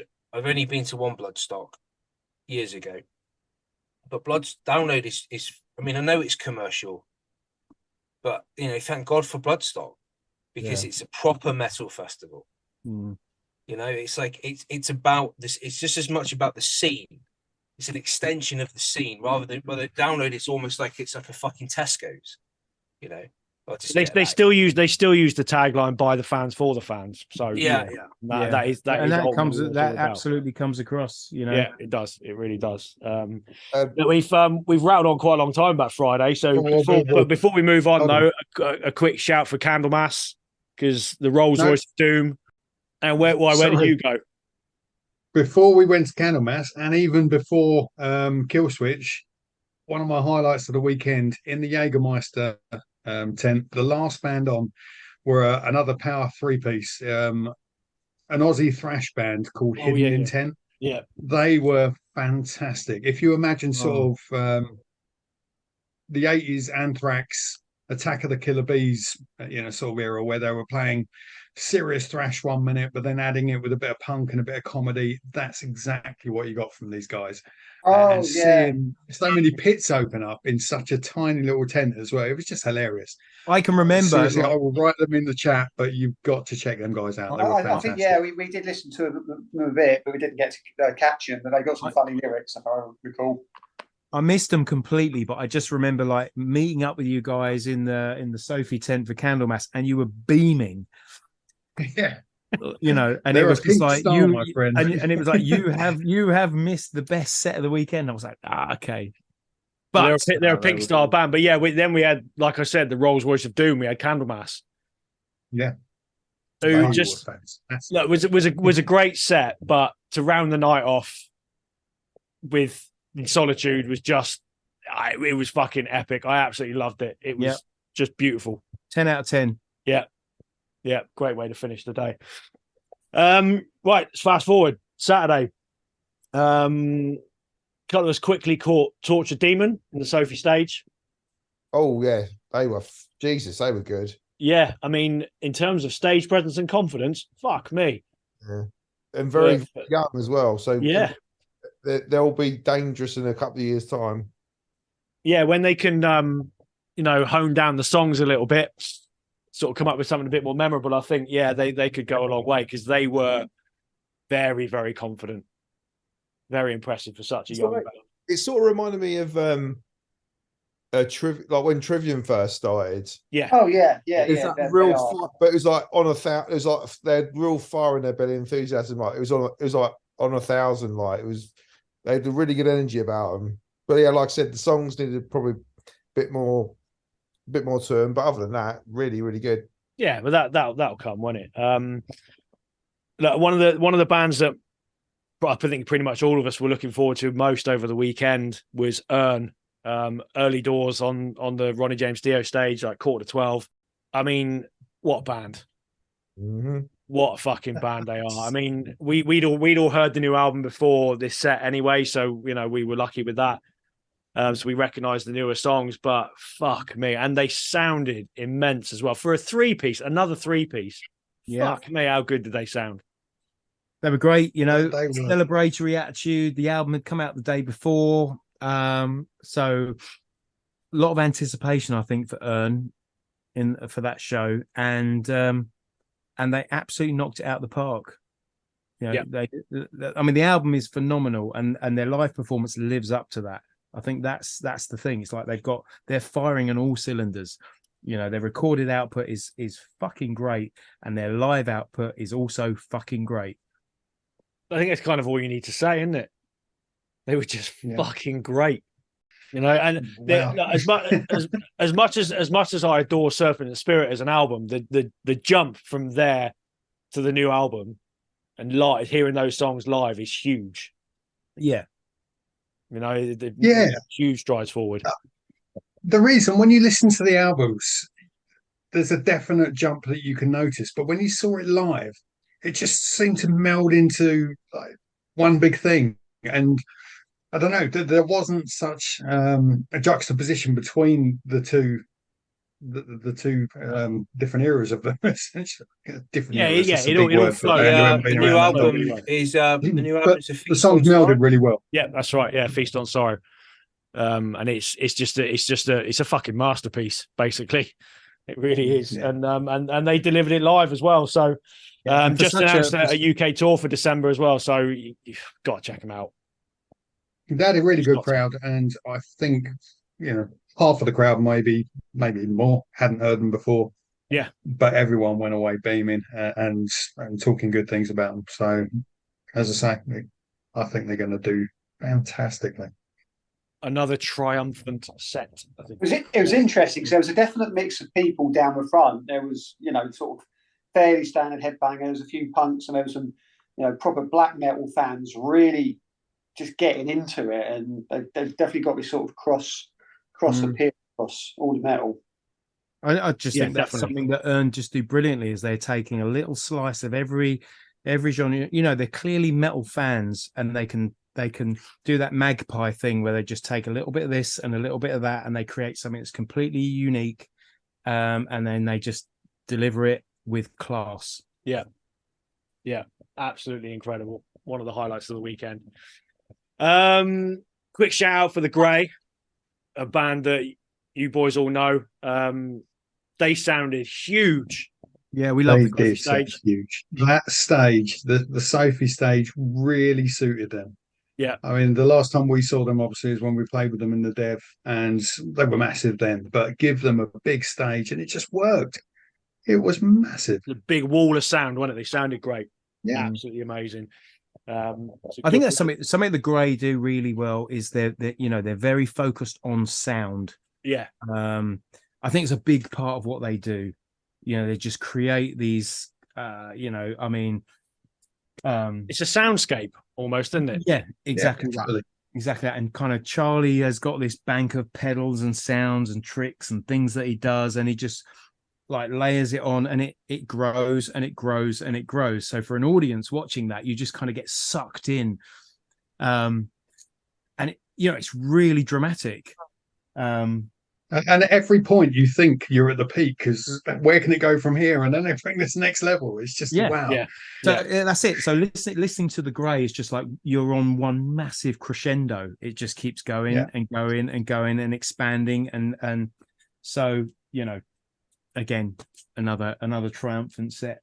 I think they picked up quite a few new fans as well, I reckon. But I hope so. I think so. From there, we had a bit of downtime then, didn't we? We was kind of wandering around and it's like, well, let's go and check out Royal Republic over on the Ronnie James Dio stage. And I think it's safe to say, surprise of the weekend. Yeah. Just fucking great fun. Look, we walk up to the main stage, we're watching it from the side, and the first thing we notice is the leather jacket on bare skin and a pearl necklace. Yeah. And that was just Wolfman. And a Mastodon shirt. Yeah, just so clear, an actual pearl necklace. Yeah, yes, an actual pearl necklace, not a figurative pearl necklace. Yeah. So they described themselves as a Swedish 4-piece beat combo, I think was the term, wasn't it? But they were like just hard rock, I suppose, poppy hard rock. But fuck me, were they good fun? Yeah, it's not. It's nice with our Bloodstock sprinkle those sort of bands intermittently throughout the weekend, because it's like, because you need it every now and again just to take the edge off. Yeah, break it up. Give something for people to dance to. It's a palate cleanser, you know. Exactly, yeah. I mean, especially we're coming out of that Grey set, which was intense, and then all of a sudden you're just kind of in this jumping around disco fever kind of pop extravaganza. But in amongst all that, we have to pull out that they did a blinding cover of Battery. Yeah. For about a minute, though, unfortunately, sadly, which is annoying. No, I think we got a good 2-3 minutes of it. It was about half a song. I think they did a good chunk of it. But talk about holding your own. It's just like, do you know what, we're doing this, but we can hit that gear, and they did. Yeah, they did. And what were the words the singer used? We are the finger in the bum you didn't know you loved. Yeah, quote of the weekend. And you caught a bit of Employed to Serve? I did, yeah. I'm not a band I know too much of, so I thought I'd go to the stage and main stage and see what they were about, and I kind of left not really knowing what they were about. I mean, they were fairly solid sonically. I suppose slightly sludgy metal core for modern days. Crowds seemed to like them. Certainly weren't unpleasant or horrible to my ears, but I didn't really come away particularly either blown away or horrified. That's interesting because I feel like there's a bit of a buzz about Employed to Serve. It's a name I hear a lot. Yeah, a certain ring to it, but you know, I mean, it's interesting. It's a British band, you know. They're certainly confident what they're doing quite well for themselves as well. They pick up good tours, they're good festival slots and whatnot. They're very hard working. I mean, obviously, it's the couple that run Church Road Records, so it's I didn't know that. Okay, so they're well, you know, they're well known and well liked in the industry, which obviously helps. But yeah, look, we had a quick double whammy then back over in the Sophie tent. First up was Casket Feeder, who were crossover thrash death metal type thing. Not much to say about them, but they were fucking in your face, brutally heavy, loads of fucking circle pits going on, just straight to the point, loads of riffs. And at this point, we just have to mention the youngest member of the circle pit I think I've ever seen at Bloodstock. And an image that just really it sums up, you know, part of Bloodstock really perfectly. So, I mean, there was a couple of young kids, must have been, I'd say, 3 or 4 years old. About that, I would say, more or less, on their parents' shoulders. Well, I'll have to correct you there. That wasn't Casket Feeder. One of them was in the pit for Casket Feeder. Yeah, no, they carried through the two through. So all that period in the Sophie stage, the kids were running around having a great time, like following everyone else, holding their own in the pit, just running along. I mean, the parents were looking after them, so you know everything was safe. But it's a fantastic thing to see. Yeah, you know, it's a fantastic thing to see the rest of the crowd's response to those kids being there and just involving them and just making sure they're safe and, you know, keeping their distance but involving them, running around, keeping the momentum going, and just letting them and allowing them experience the feeling of being in the pit. Yeah, it was great. It was the little girl that was in the pit was actually pissing herself with laughter as she was running around. It wasn't just a smile; she was absolutely in hysterics. And it was, it was such a great thing to see. But yeah, that rolled into Skin Failure as well afterwards, didn't it? Yeah, who were a great band. Skin Failure were a band I just wanted to see on the name alone. Yeah, that's fair. That's fair. I'm so gutted. Yeah, I instantly got a really nice I was, what's the best way to put it? I was sort of rooting for them. They came across very likable and just like a really good, like they were just like they were connected to the crowd. I felt quite a lot, you know. Yeah, definitely. It was a great quite literally. The moment where the singer kind of came out into the crowd and just went as far as the microphone cord would allow him to go. Yeah, and that image of him just kind of standing there delivering the lines of the song, and you kind of knew that it was working its way to a climax, and then when it did and he just kind of ran back towards the stage and the crowd collapsed in on itself, these are moments that just make a set memorable. Yeah, and it was one of those moments that made you realize that every band we saw, certainly on the lower stages, just went hell-bent for leather, didn't they, on every single set? Nobody phoned it in. Exactly what I was going to say. Yeah, exactly that. And that was kind of like the real sort of high point of that. I'm really glad I missed them. I've been listening to them since actually, and the album's really good.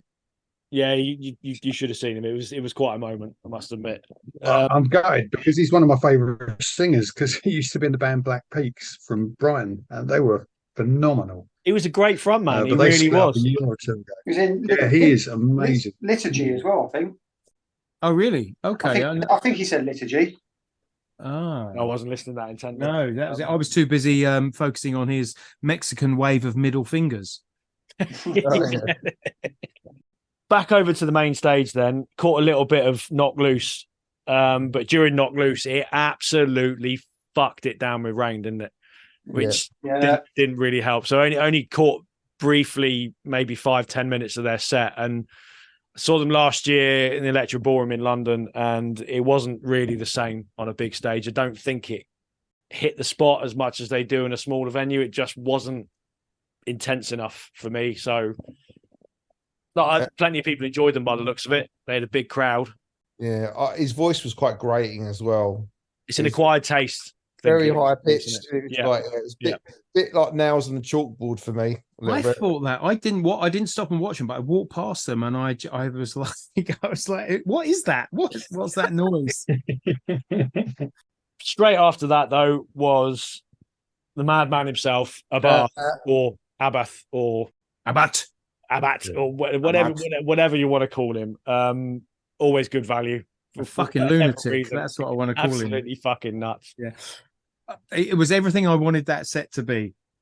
It was just about. I mean, forget the songs, which are great songs, really powerful performances, but his on-stage banter, which was this kind of incoherent, drunken rambling, was as entertaining as the songs. I never forget his last comment before he left the stage was something along the lines of, he's brilliant. He's an absolute hero, he really is. I mean, a lot of the songs you can't differentiate from one to the other, especially on a festival stage, but it was a lot of fun. Carrying on the sort of slightly moody, grumpy theme, we had the Triptychon Celtic Frost set then on the main stage after that, which we caught the last sort of 20 minutes, half an hour of. And I surprisingly enjoyed it more than I thought I would. Yeah, loved it. Tick the box for me. Great songs, great riffs, heavy, moody. I did see something that apparently he addressed the crowd as download. Really? Apparently at some point, we might be able to miss that. So I don't know if it's true, but that's what I read somewhere. Is that like the time Spinal Tap played Wembley and said, "Hello, Wimbledon"? That might just be Tom G. Warrior's sense of humor. Right. From there, we quickly went. Did I mention Trollfest? If you must. Oh yeah, the Trollfest were brilliant. They came out. There was about 7 of them on stage. They all came out dressed as flamingos, playing this weird mix of grindcore and just jazz metal. It was just hang on. Can we just rewind? Dressed as flamingos. Yes, every single one of them. And it was just brilliant. It was just perfect. It's just what you needed at that time of night. It was about 8 o'clock. The beers had kicked in. You just wanted a pie. And I'm sensing the theme here. About that time of day, the beers have kicked in. I mean, this, ladies and gentlemen, is why I love Bloodstock, dressed as flamingos. Don't forget Gutterlax as well, who we briefly. Listen, I mean, was that? I mean, their intro music was the Ghostbusters theme tune, which was great. Yeah, I mean that hooked us in. That hooked us in. Ghostbusters theme tune, with exactly the desired response. Everybody singing along. The band arrived. You could see people filing in wearing kind of like cleaning overalls and things like that. They were like bog brushes held aloft. So there's kind of, you're getting a sense that there's a theme to this band. Toilet rolls being thrown, which, to be fair, with the state of the campsite, you'd be thinking that's like gold dust if a toilet roll. Who's throwing that away? But anyway, so people are throwing it away, and then the band emerge on stage, again all dressed in these kind of cleaning overalls, and announce themselves as Gutterlax from the Czech Republic, and then proceed to play the oddest music I've ever heard in my life. I mean, so it's grindcore, I guess, like essentially, really good, really heavy. But can someone explain the vocal style? No idea. Not a clue. I mean, there has to be something in his microphone, because that's not human what he does. Yeah, there's grindcore pig squealing, and then there's Gutterlax. Yeah, next level. I don't know what it was. I mean, I'm kind of simultaneously like disgusted and just completely fascinated by how he's achieving that noise. I've never heard anything like it in my life. It was it was very strange. The stage, the Sophie tent was packed. Yeah, it was packed. Yeah, it was difficult to get in there, wasn't it? So they obviously have a reputation. I think it tends that Bloodstock has a real, those bands, those kind of gore grind bands and really intense bands seem to go down really, really well at Bloodstock. Yeah. Yeah, that's true. It'd be a bit that with like Party Cannon and that last year, wasn't it? Because they don't take themselves too seriously, do they? And, Yeah, we're which there for a obviously party. fits with the vibe of the festival overall, doesn't it? Yeah, Nobody takes themselves seriously. We quickly caught Naka over on the New Blood stage. Kids from Denmark, death metal. I thought they were fucking great as well. I mean, the sound was always a bit iffy in that stage, unfortunately, but thought they're very, very promising. Very promising. Bit death, a little bit of Entombed in there as well. I think they'll do really well. So yeah. Then it's Meshuggah. Oh dear. What can I say about Meshuggah before I hand over to you lot? Look, I'm not a fan of Meshuggah, and I wasn't really looking forward to the set, but it was like I never saw them once at Download in 2005, so a long time ago. So watch it, see what it's like. And that's an hour and a half of my life I'm never going to get back. I'm sorry, I don't get it. I don't get it. They're incredible what they do. Great visually, it was great, but yeah, it is. They are one of those bands you need to. I think I coin it as like doing your homework. Like you have to really listen to like the most current album, or like go listen for the discography before you go to like a Meshuggah gig, because otherwise you get completely lost. And I think a lot of the material they played that night was from was it Immutable, the new album? Because I didn't recognise hardly any of it. And the worst thing actually overall, which was really fucking annoying, was they didn't play Bleed, which is one of their sort of like best songs, I would say. And this poor guy was behind me, just like a bit shell shocked after the set was done, going, "They've got to play the song, haven't they?" And I'm like, "No, they're gone now. They're fucked off." And he was actually like generally very, very upset. I mean, from a technical standpoint, as good as that song is, it's nearly 7 minutes long. It's literally like proper like 16th notes, like physically, and it's the most physically demanding song I think they ever play. But that was a hard listen. It was I started to wane it after about 4 or 5. I think the fact they didn't play their biggest hit single kind of sums up why it didn't work for me. In that, like, it was like they were great, as in, like, I didn't not enjoy it, and it was a strong performance. The light show was great, but they're just not a festival headlining band. And the fact they didn't play their crowd pleaser says a lot. Yeah. In that, it was just, a Meshuggah gig is hard work. And it's just this wall of sound. And at that time of the night, really, what I want to hear is just wall-to-wall bangers. I want anthems. I want to hear the crowd singing along. I want a good time. Nothing against Meshuggah, but as a headliner, it didn't work for me. Yeah, I think that's a fair point. That was the consensus we all came to, wasn't it? But at least we had Brothers of Metal. There was a remedy. There was the perfect fucking antidote to it. Absolutely fucking brilliant. And in the hour and 10 minutes, yeah, only criticism they didn't play your chain breaker of chains and all that. But look, in the hour and 10 minutes of that set, I went from being a little bit drunk to absolutely fucking paralytic. So just to antidote to Meshuggah. Yeah, and just to explain that, they had one song, which I don't know the title of the song, but essentially it's a drinking game in a song. Yeah. So every time they sing the word drink, a lot of us, we had hip flasks, so we were drinking, and by the end of that song, holy shit! It's all about skull, isn't it? They were great fun though. I mean, there was like about 30 of them on stage, and the whole delivery was just wicked fun. But again, coming back to Bloodstock and the way they book bands, that slot was just perfect. On a Saturday night, everyone's pissed up. It was just great fucking fun. Yeah. And dual vocals, and I don't know, the vocal delivery was just perfect. It just, the sound in that tent at that time of day for them was just amazing. Yeah. Everything was just crystal clear. And like you say, there were so many of them on stage, but I think I could have picked out any individual instrument and just heard it crystal. It was beautiful. Well, and you had the song Power Snake dedicated to the drummer's enormous penis. So oh my god, I'd forgotten about that. Yes.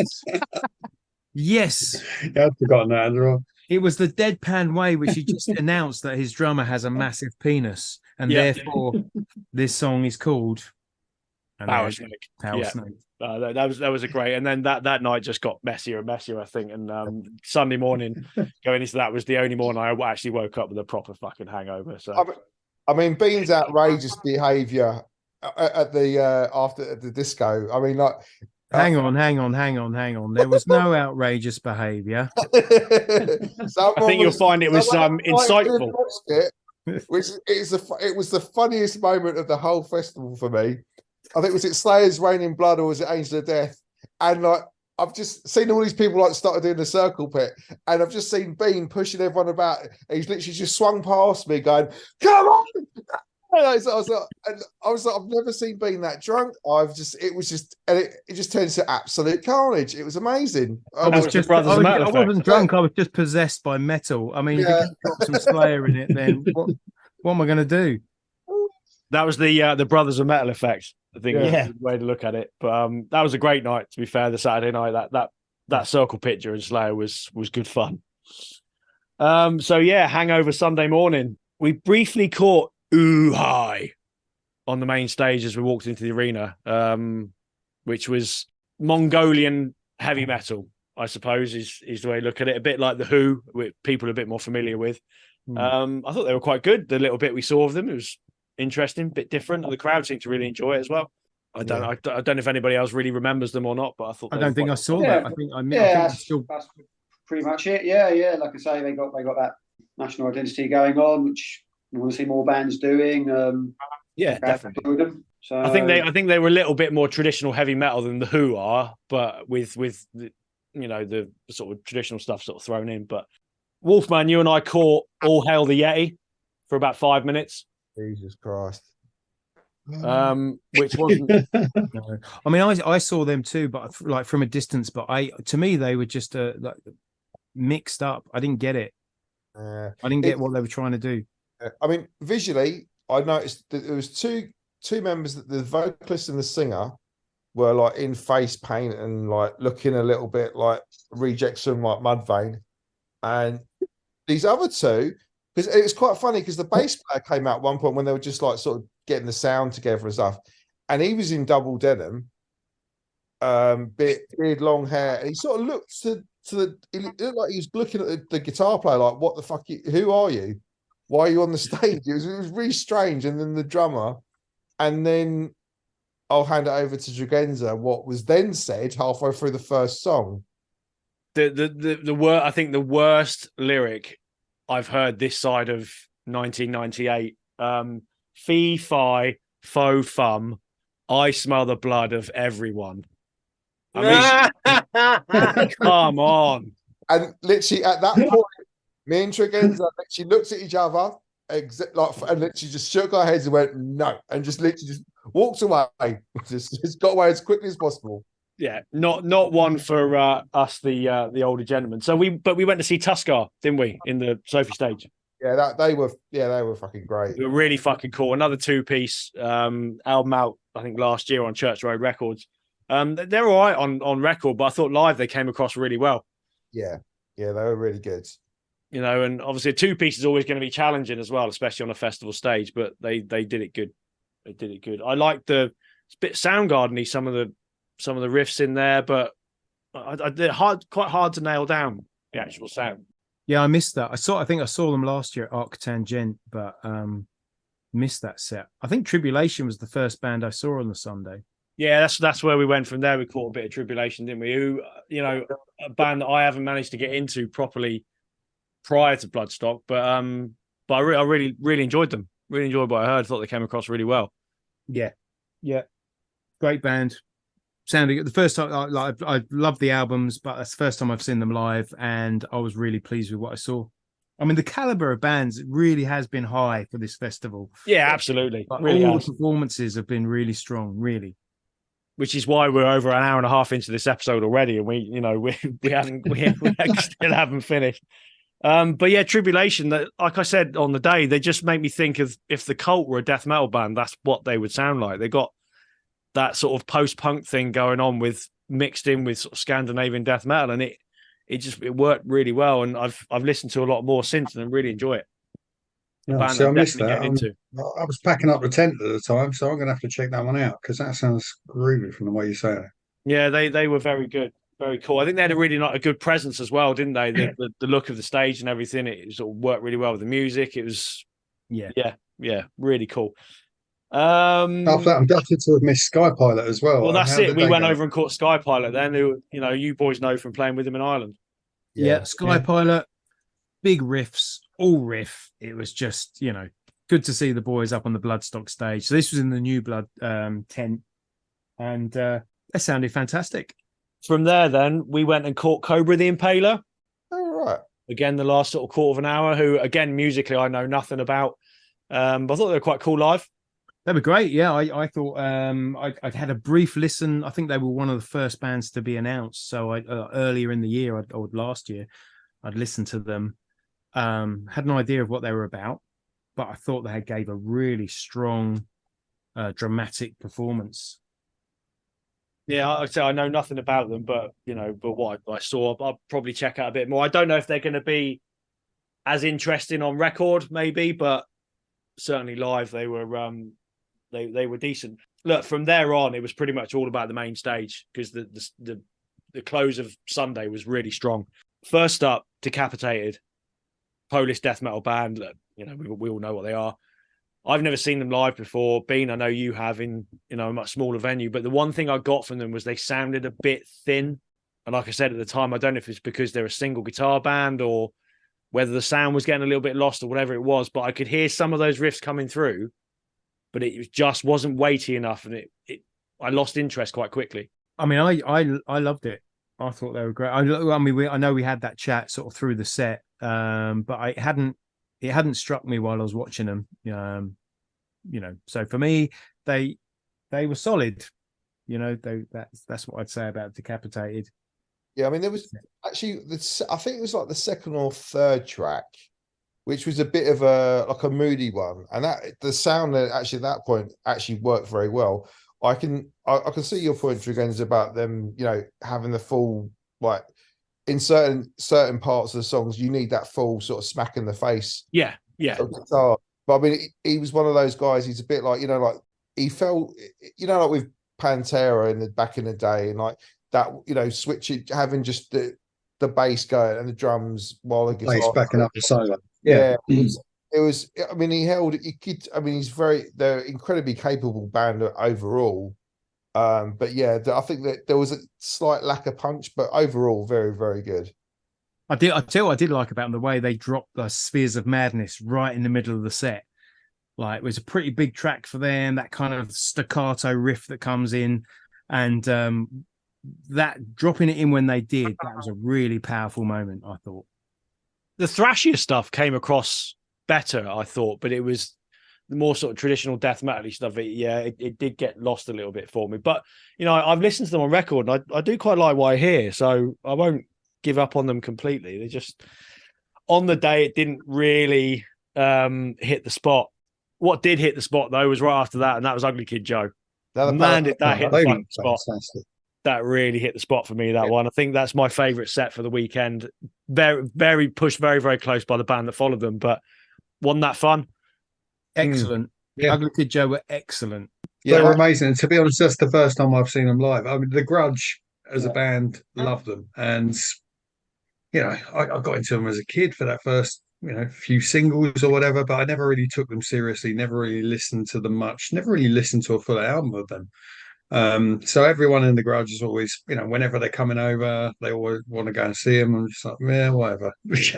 It's the first time I've seen a full set by them, and it really blew me away that they bought it, and it's got a pink star.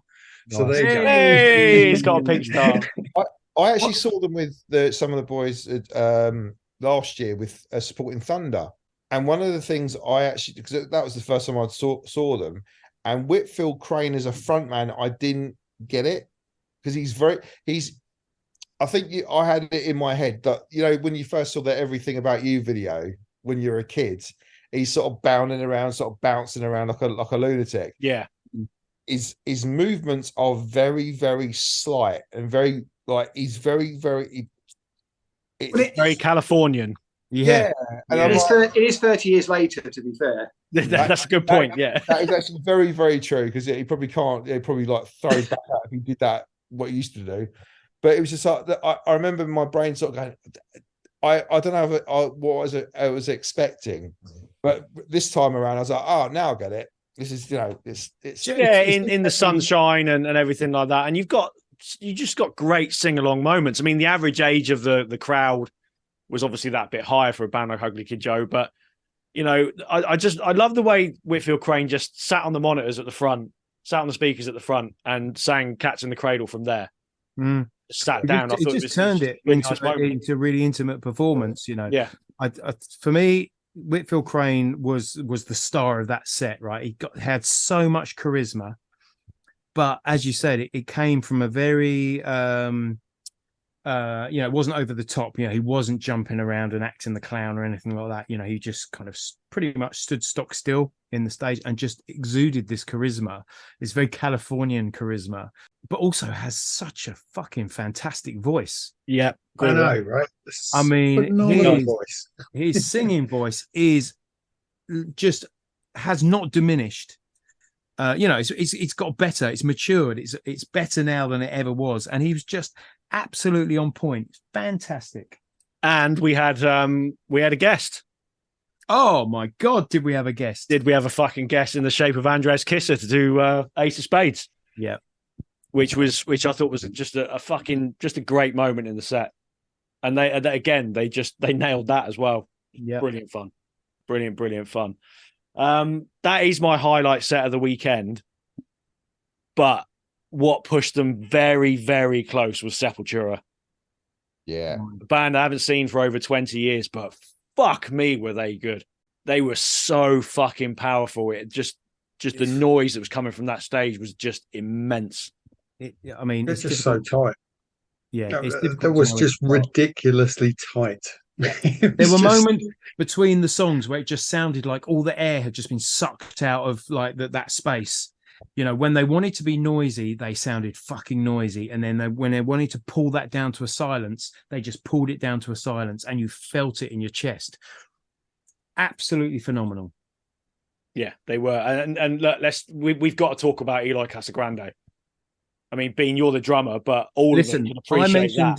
When we did the pre-Bloodstock session, I mentioned my excitement of seeing Eloy Casagrande, and you all poo-pooed me with a bloody drummers, drummer friend, yeah, drummer friend, and I hate to say I told you so, but fucking hell, unreal. I mean, what a performance! That guy is not human, and I think I said to you on the day, I think Eloy is the best drummer in heavy metal at this current time. I'd struggle to disagree with that. I'm trying to think of someone who would be better, but he's just, and I think it was the point you made. Not only does he hit those drums so fucking hard, he probably breaks them. He does have that flair. When you pointed that out, it makes total sense. He's got that lovely kind of Latin swing to what he's doing. Everything, nothing's clinical. It's all got feel. It's all got, it pushes, it pulls, it breathes. It's musicianship at such an incredible level. His performance really blew me away, and that's nothing against the rest of the band, because I think like Andreas Kisser, I think is one of the most underrated guitar players in heavy metal as well. I don't think he gets enough credit. I think he's creative. He's a monster player. He's got the fucking chops, but what he plays, I mean, like Wolfman will back me up here. He did that classical piece on the nylon strung guitar, and it was gorgeous. Yeah, it was. There was. I think there was two instruments. There was that one, and then there was the orchestral sort of back piece of the back. That sounded huge. Yeah, whatever that. Good. And the thing is, I think with Andreas Kisser as well, like him, sort of Chaos AD era. He's like his technical facility has gone up a notch, or a notch. I'd say many notches. Like pure, like from a guitar geeky nerdery angle, he was like stuff he was pulling off. It was just really articulate and stuff like that. He was always a little bit more punk rock, but now he's very, very precise and just a real monster player now. Do you think that comes from obviously Sepultura in the past were a 2-guitar band, and now they're, now he's handling all the guitars. Maybe that's where he's found that space to branch out a bit. Kind of forced into stepping up, I suppose. Yeah.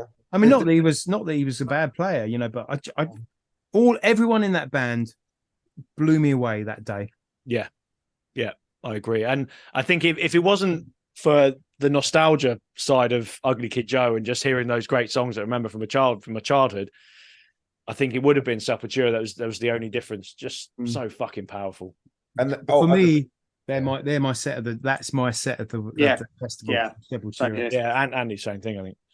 One thing I would like to actually say about Sepultura, and again, it's something that I've just provided an observation with me about metal and where it is these days.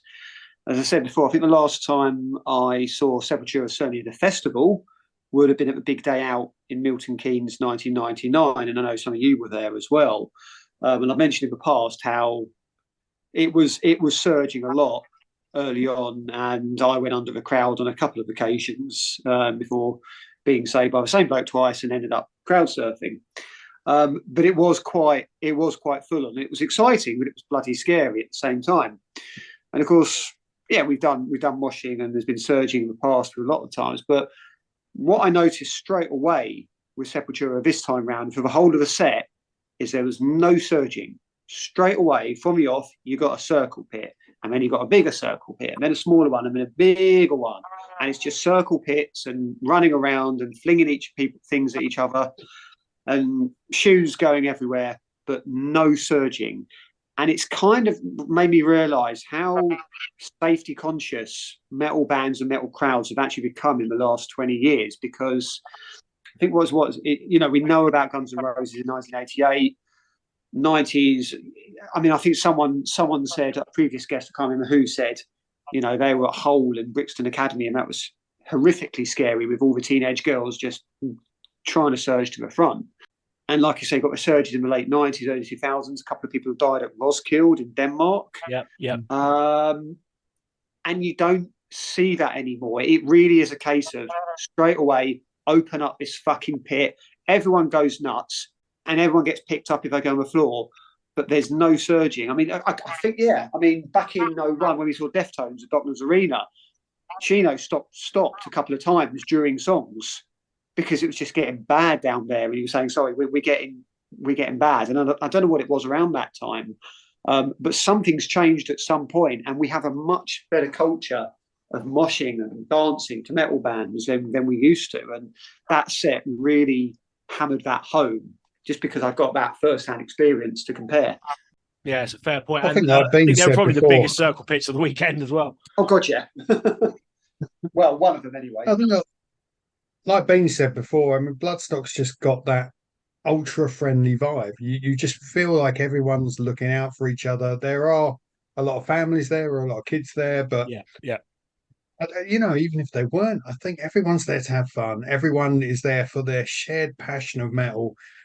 And everyone just wants to look after each other. So I get a really sort of safe vibe from that place. It's not like, as much as I do go to Download, I do love Download. I love the variety there. With such a big place, it's just a lot of posers there. Like we were discussing actually, Steve, like you got the same thing from sort of Reading and Leeds. Certainly over the last 10 years, it's just got too big. There's just so many people going there as a pose, and you can't trust people. And unfortunately, it does get a bit violent and gets out of hand. Whereas Bloodstock, Techfest, Arc Tangent, they're smaller, more dedicated, and more focused musically. And because of that, I think you've got people there with a shared passion, and everyone's looking out for each other because of that. When you get to the point where attendance at a festival is considered higher value than the actual watching of the music, then that's where that's wherein lays the problem, because it's not about I went to Glastonbury and saw, it's I went to Glastonbury, end of sentence.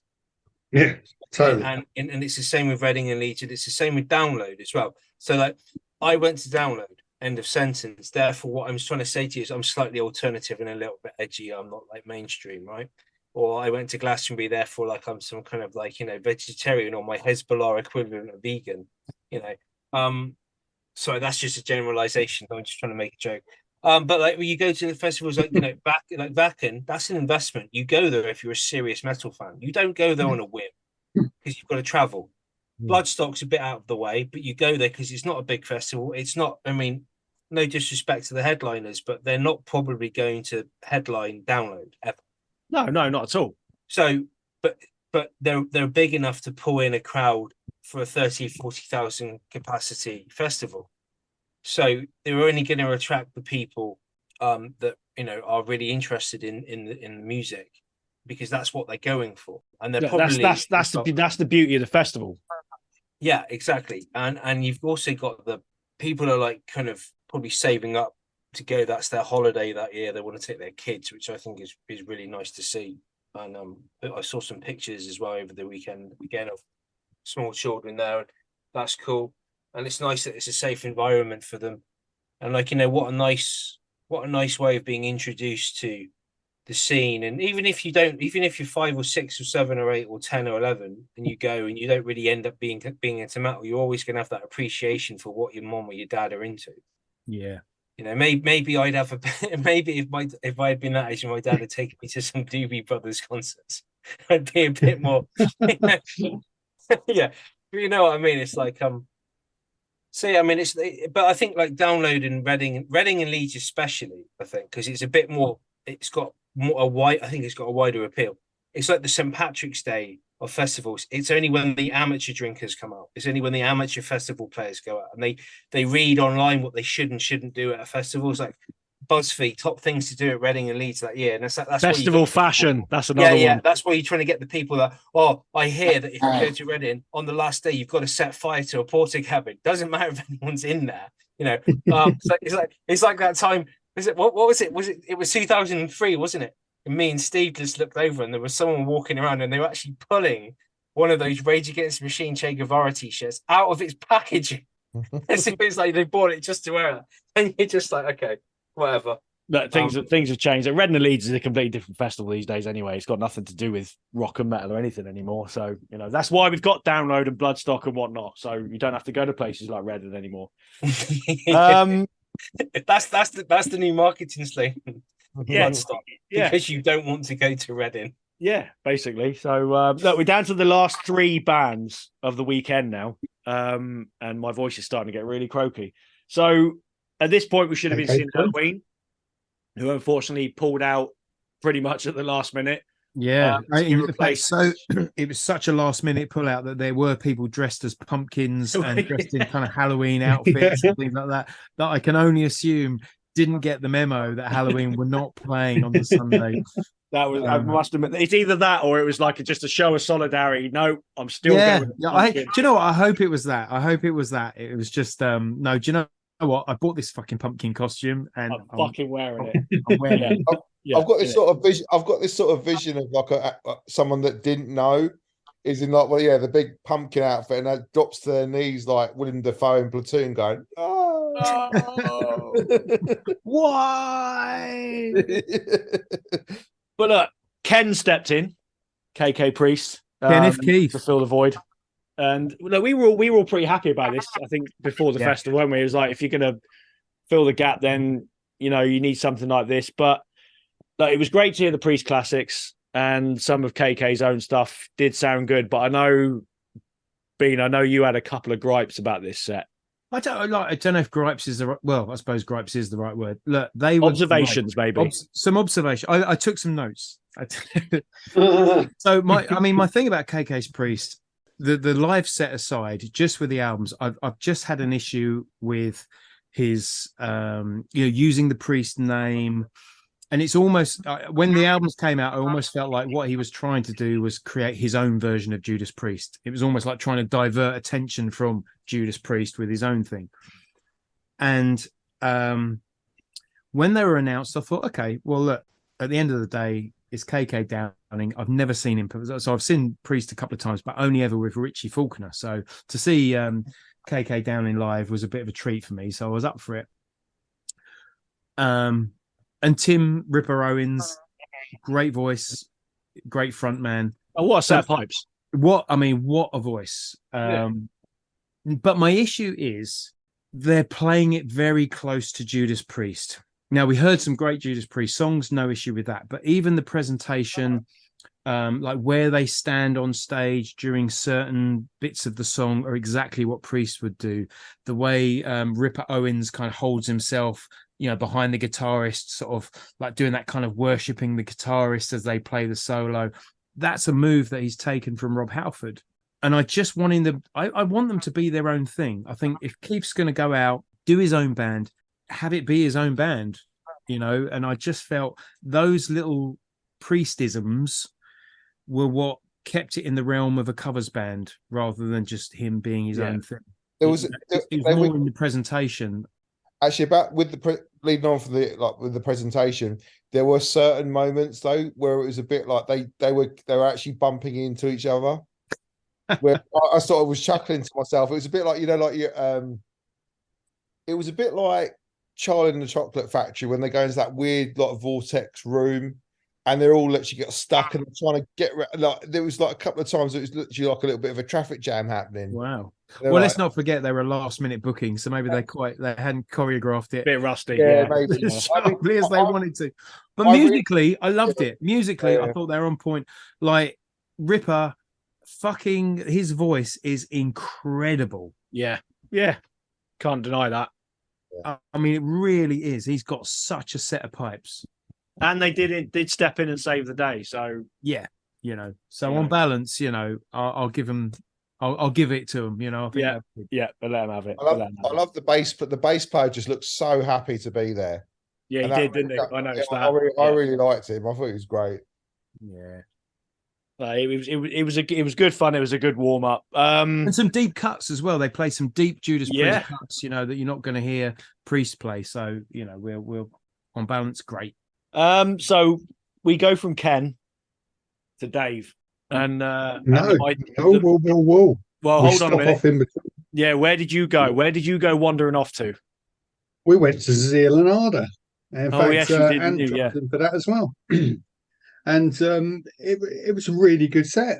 It was an excellent set. They played across the 2 or 3 albums they got out now. The crowd absolutely adored it. My only complaint is I could have been at home listening to the album. there was no deviations from anything. They just play so well, and he invites so many different people on to do the chorusy type style of the slave music that goes in between the more death and black metal side, that it just sounded a bit too perfect. Right. But I mean, it had the crowd going, and the people in the tent were just going wild. So a really good set. Ended up the Sunday. It just I don't know. I could have just felt a bit more authentic and a bit more live to me. Fair point. First world problem though. They just sounded too good. Yeah. So let's talk about Megadave. I mean, they were probably they we won't talk about the £35 t-shirts. Well, I'll tell you what we should talk about is the fucking 9-foot unicorn. I heard about this. Right. Now, if someone in their fucking wisdom, if you can call it that, decided it would be fun, and for those of you that can't see me, I'm doing inverted commas here, to bring the biggest inflatable unicorn you've ever seen into this headline. That unicorn was just around the corner from where we were camped. Yes, so we saw it on the website. On the website? What am I talking about? The campsite. We saw it on the campsite. We were walking past it every time we were going down to the arena. So it's huge. I mean, it was massive. I mean, it probably it was as big as anyone that was walking past it. So that found its way into the opening moments of this headlining set.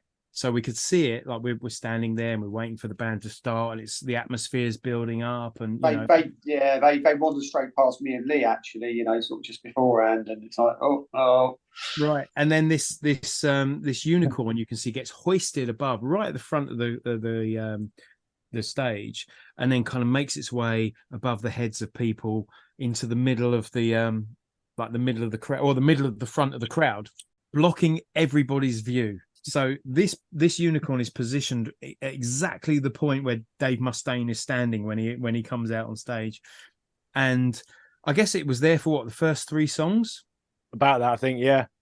Until a chant began of "kill that fucking unicorn," and then there was a beautiful moment where we just saw it get dragged down. Like you could see the struggle as the unicorn's horn is wobbling like this, and it's going, and then eventually it kind of gets sucked into the crowd, never to be seen again. A big cheer, and even Dave Mustaine was like, "What did he say?" It was like, "Oh, poor little horse, little pony, like. my little pony's bit the dust." Yeah, on it. Fucking funny. And do you want to take a guess at how much that unicorn cost? Do you know? Yeah, because we saw it on sale at one of the stations on the M1. It was bought in a service station. Yeah. So how much does a 9-foot inflatable unicorn Why cost? was that in a service station? Well, no, Why not? You stop in a service station because you need petrol or food. Was it a welcome break or a moto service station? It was a road chef. Yeah. Oh, for fuck's sake, road chef! Then no wonder. How much? How much was it? 30 quid. 30 quid. I thought you were going to say it was like that was like 300 but pounds worth of unicorn. At road chef, 30 quid. That just gets you like 1 hash brown and a scoop of beans. I mean, that's Well, when you put it could like have that, this it's a bargain. hash brown and a scoop of beans or this 9-foot unicorn. 9-foot unicorn. Yeah, all the way. Anyway, look, the only reason I bring it up is because anyone listening to this that might be thinking about bringing a 9-foot unicorn to a festival, it's a fucking bad idea and you're going to piss everyone off. I'm sure they're Yeah, made. it might You're be not going to make any fun, friends. Well, at the but same everyone will hate you. at the same services, it wasn't just the unicorn, but right next to it was the dinosaur, and someone bought a fucking dinosaur, didn't they, a few songs later? Yeah, T-Rex yeah. came in as well. Yeah. So, you know.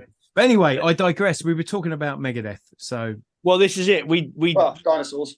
yeah. Look, I mean, cut to the chase. Were they any good?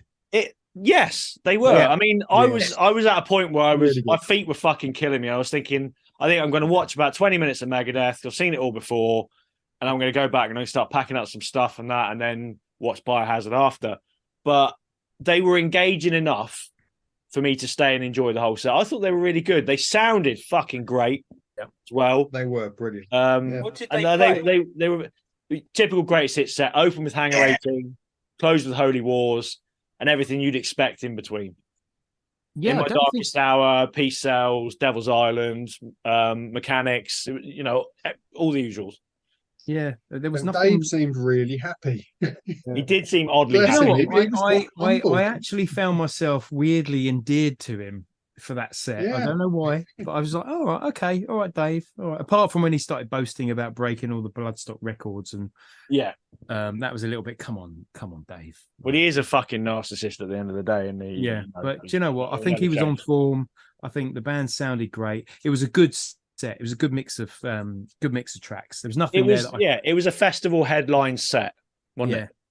Yeah, You know, big exactly what it production as well. Huge light show, backdrops, like video screens. There was loads going on. It was cool. Yeah, I know. In fact, that was my prediction. So again, when we met before we went, I said, "Do you know what? I'm gonna go into that Megadeth set. I'm gonna be cynical. I'm gonna want to hate it, but I know as soon as they drop an absolute bona fide 10 out of 10 hit like Hangar 18, I'm gonna be bought. I'm gonna buy into it, and Which was the opening fucking song. which was the only. So they had me. They had me at the start. The thing that I found interesting looking from afar from social media was there's quite a lot of comments from people on certain threads. They were just absolutely fucking rinsing Megadeth, rinsing Metallica. I know Metallica didn't play, but like, you know, they were like, can you imagine if Metallica had sounded like so and so when they first came out? And oh, fuck that band, I don't listen to that band anymore. And I'm just like, you know what? You know, I get it. But at the same time, stop ragging on these fucking bands. I know, like, we go and see them, and you know, we've seen them a lot. But you know, like you said, but once they drop those classics, they're classics for a fucking reason. Yeah, You know, Yeah, exactly. and like, and I know, and it's another form of elitism, isn't it? It's like, Yeah. oh, People are I'm too cool for these old bands. But it's like Dave from Black City Records said, is it people with grubby shoes standing on the shoulders of giants? No, it's But look, it is true what he said, though. It's the first day that Bloodstock's ever sold out since it's been an outdoor festival, Mm. and Megadeth are the headliners. So they're clearly still a massive draw. Yeah. You know, you can't argue with that. So, you know, look, they came, they did their thing. It was very professional. It was very slick, but they sounded great. They did the songs you want to hear. Job done as far as I'm concerned. So, yeah. Well done, Dave, and take your £35 t-shirts with you. It all finished off with Biohazard then, didn't it? Yeah. And I couldn't watch all of them because my feet were done by this point. But I'm glad we caught about 40 minutes of them, and I thought they were fucking great. I thought they were full of energy, completely different band from the band we saw sort of 20 years ago. Fair play to them. I thought they were on it.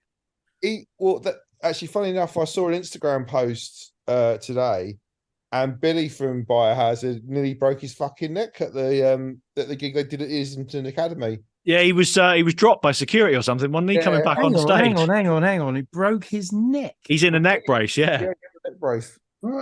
He broke his neck. He nearly broke his neck. Nearly broke his neck. He was being carried by security, and they dropped him, and he fell on his neck.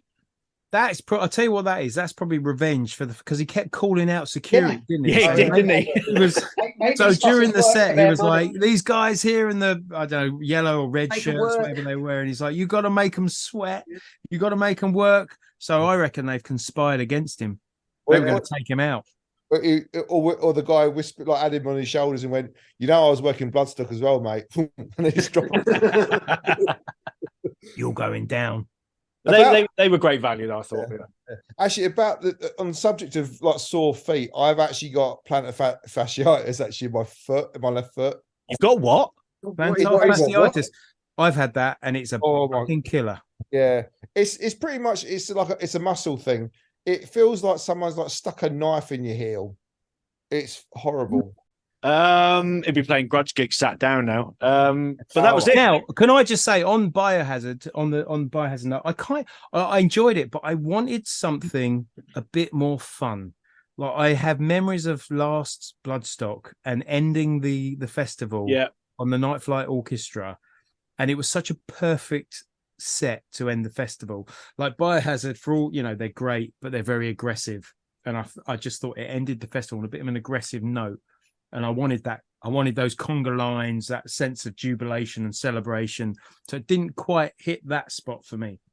That's a fair point. It might have helped actually switch it, or maybe switching the Brothers of Metal for Sunday night, like just switching them round. Yeah, that could have worked. I don't know. Biohazard could play every night. I did a bit. Biohazard after my sugar. Yeah. We're gonna beat you to death, but with a smaller sledgehammer. Well, look, that was the bands. That was it. We've covered as many as we possibly could. We should have a quick mention, because we are dragging on here a little bit. A quick mention of the food, which I thought in general was very good. No bowel issues afterwards, for want of a better description. But I did. Oh god! No details. No details. I had the vegan chips with jalapenos on the Saturday night. What the hell is a vegan chip? It's pretty much chips with cheese and jalapenos. It was a vegan food truck. Yeah, well, just say chips and vegan cheese.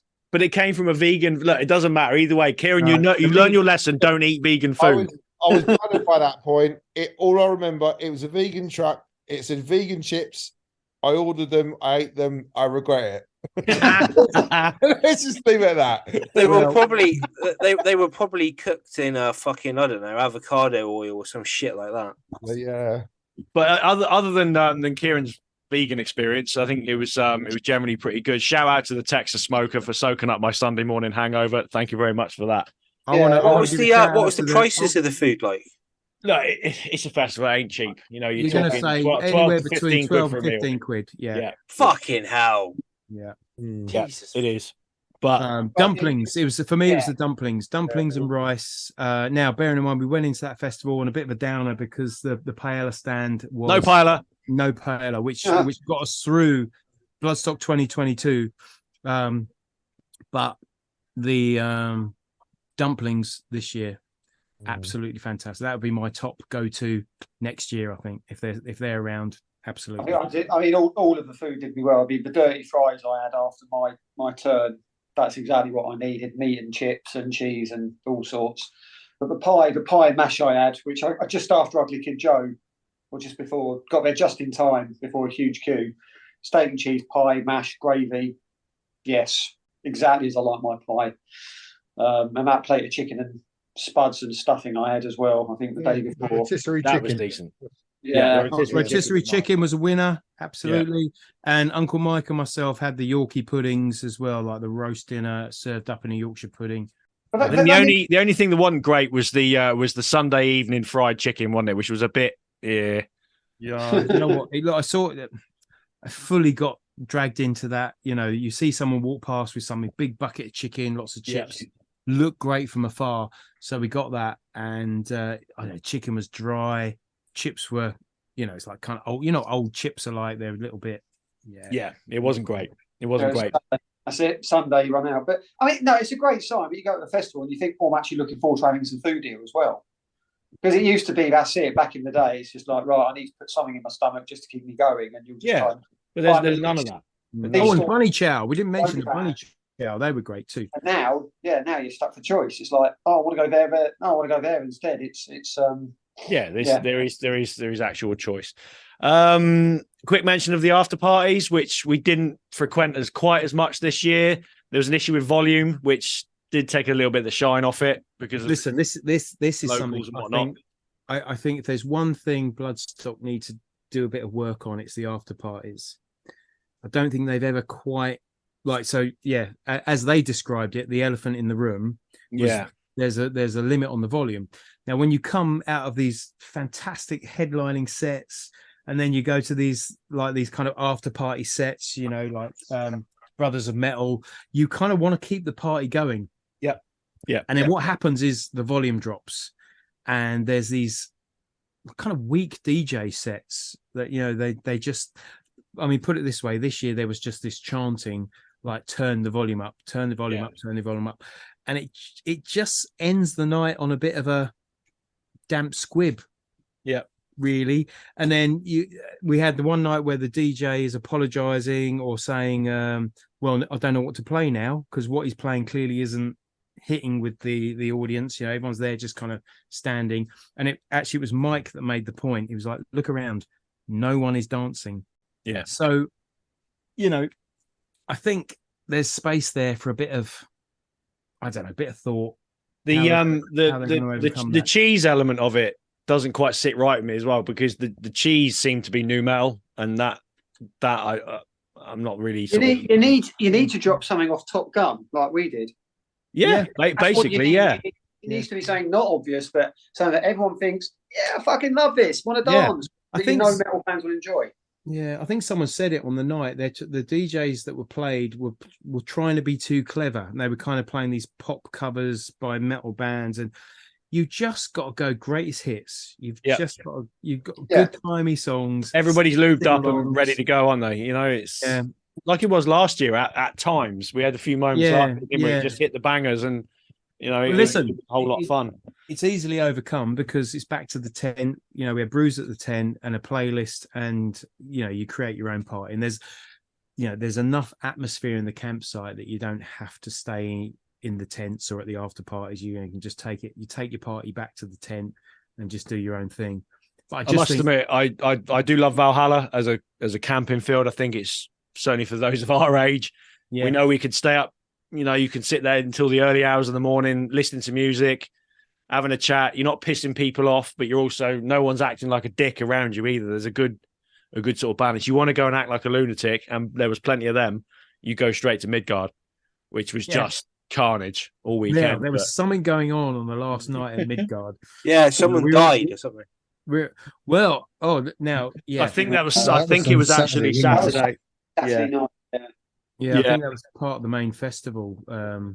It's a terribly tragic thing. We don't know the circumstances, and we probably won't know the circumstances. But from what I gather, it was just someone who fell ill, and clearly didn't make it through. And it's a horrible thing to hear, and it does sometimes. It'll breed stories, and it'll breed people's opinions about these events and things like that. And you just, you know, hopefully there was nothing untoward, but that someone's gone to that festival and they haven't gone home, and that sucks. So, you know, it's a terrible thing, but hopefully the time they were there, they had a great time. and they went out on a high. I suppose that's the only way you can look at it. You know, don't want to dwell on that. No. I don't want to end the episode on negatives, really. One little grumble about the chairs in the arena. I think before we talk about anything else, it was a bit overkill this year, a bit too many.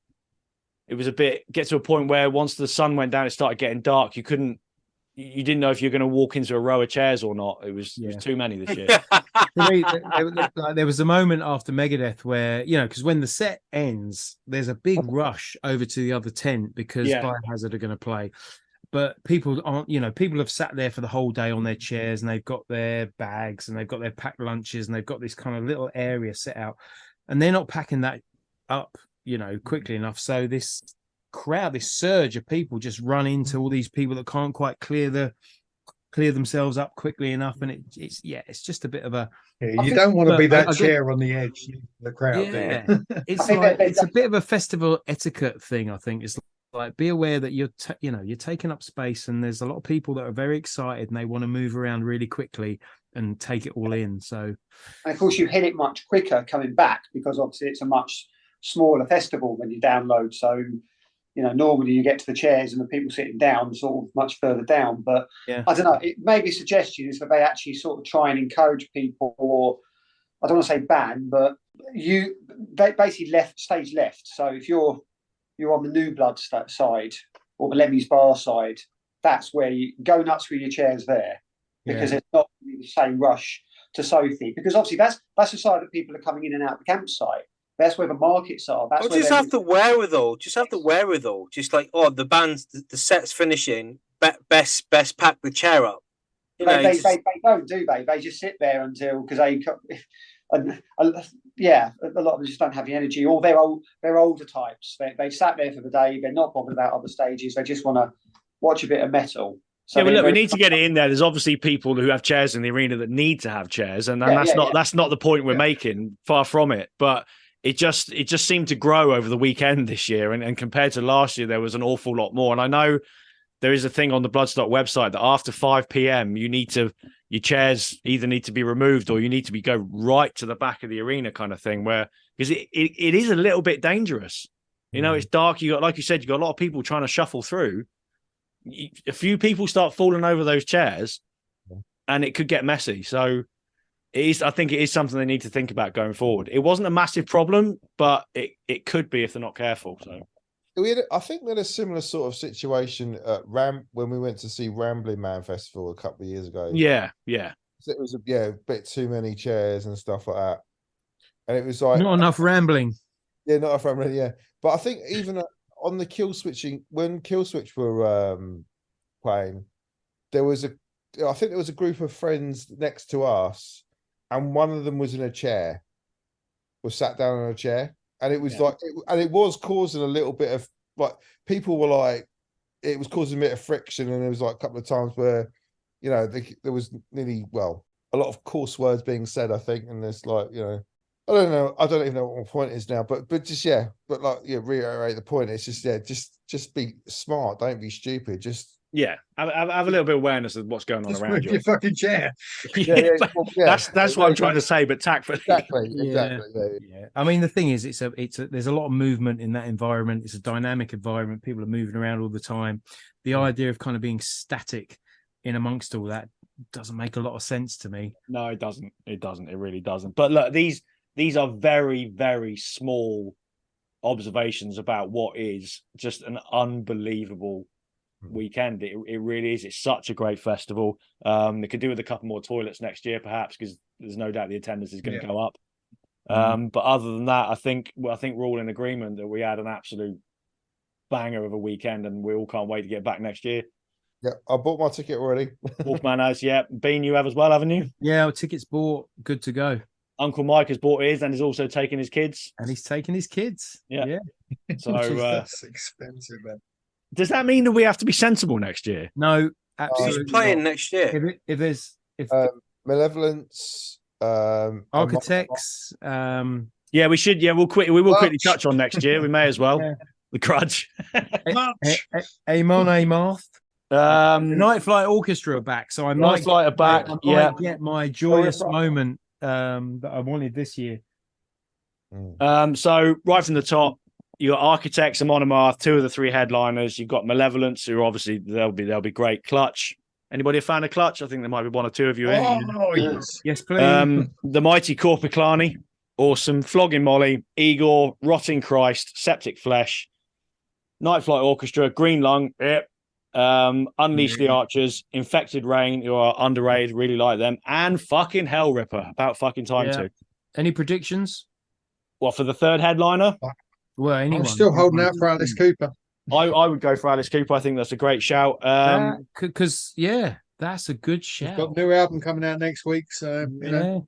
The Cavalera Boys, I think, will be one of the big draws next year. Yeah. They'll do the European festivals. Other than that, look, sometimes you can't tell. Bloodstock do pull things out of the park sometimes, so yeah, you never know. You never know. But look, we'll all be there. Well, more than likely we'll all be there. And look, 2.5 hours we've started talking about Bloodstock, and we probably could have doubled that. Wow. To be honest, it was such a great. Did you get a lot of interest from people at the festival about the podcast? Oh, PR Mike, we got to mention him. Oh, that's the point. We do need to mention PR Mike. Yeah, we absolutely do. Doing the Lord's work. Can't thank you enough, Mike, for all your efforts. And look, anybody who listens to us for the first time after the festival, anybody that's picked up one of our cards or someone has told you about us, whatever it may be, welcome to the podcast. Hope you enjoy it. Shout out to a guy called John Wright from the States who was camping next to us. I've already heard from him via Instagram. Great guy. That whole lot of them. They were really cool. So yeah, and to all the other people that we met over the weekend, it was a lot of fun, and to all the Villa fans that I met as well. Up the Villa. Even though while we were there, we were getting done by the tune. But what would have been like the top moment of the weekend where you would have thought to yourself, Padre needs to see this? It was probably the Kieran's the Wolfman song. Oh my God, I forgot about that. Yeah, Kieran's a Wolfman. Kieran's a Wolfman. Kieran's a Wolfman. Did that come from like speaking to the guy with the beagle? No, it was actually the singer from the Violent Incident. Oh, that's it. Yeah, it was him we were singing it with. So yeah, and we were of course we were very, very drunk. Yeah, but yeah, gentlemen, thank you for your 2.5 hours this evening. It's been a long one, but hopefully people are still listening. It was a big festival. It is. It's a lot to get through.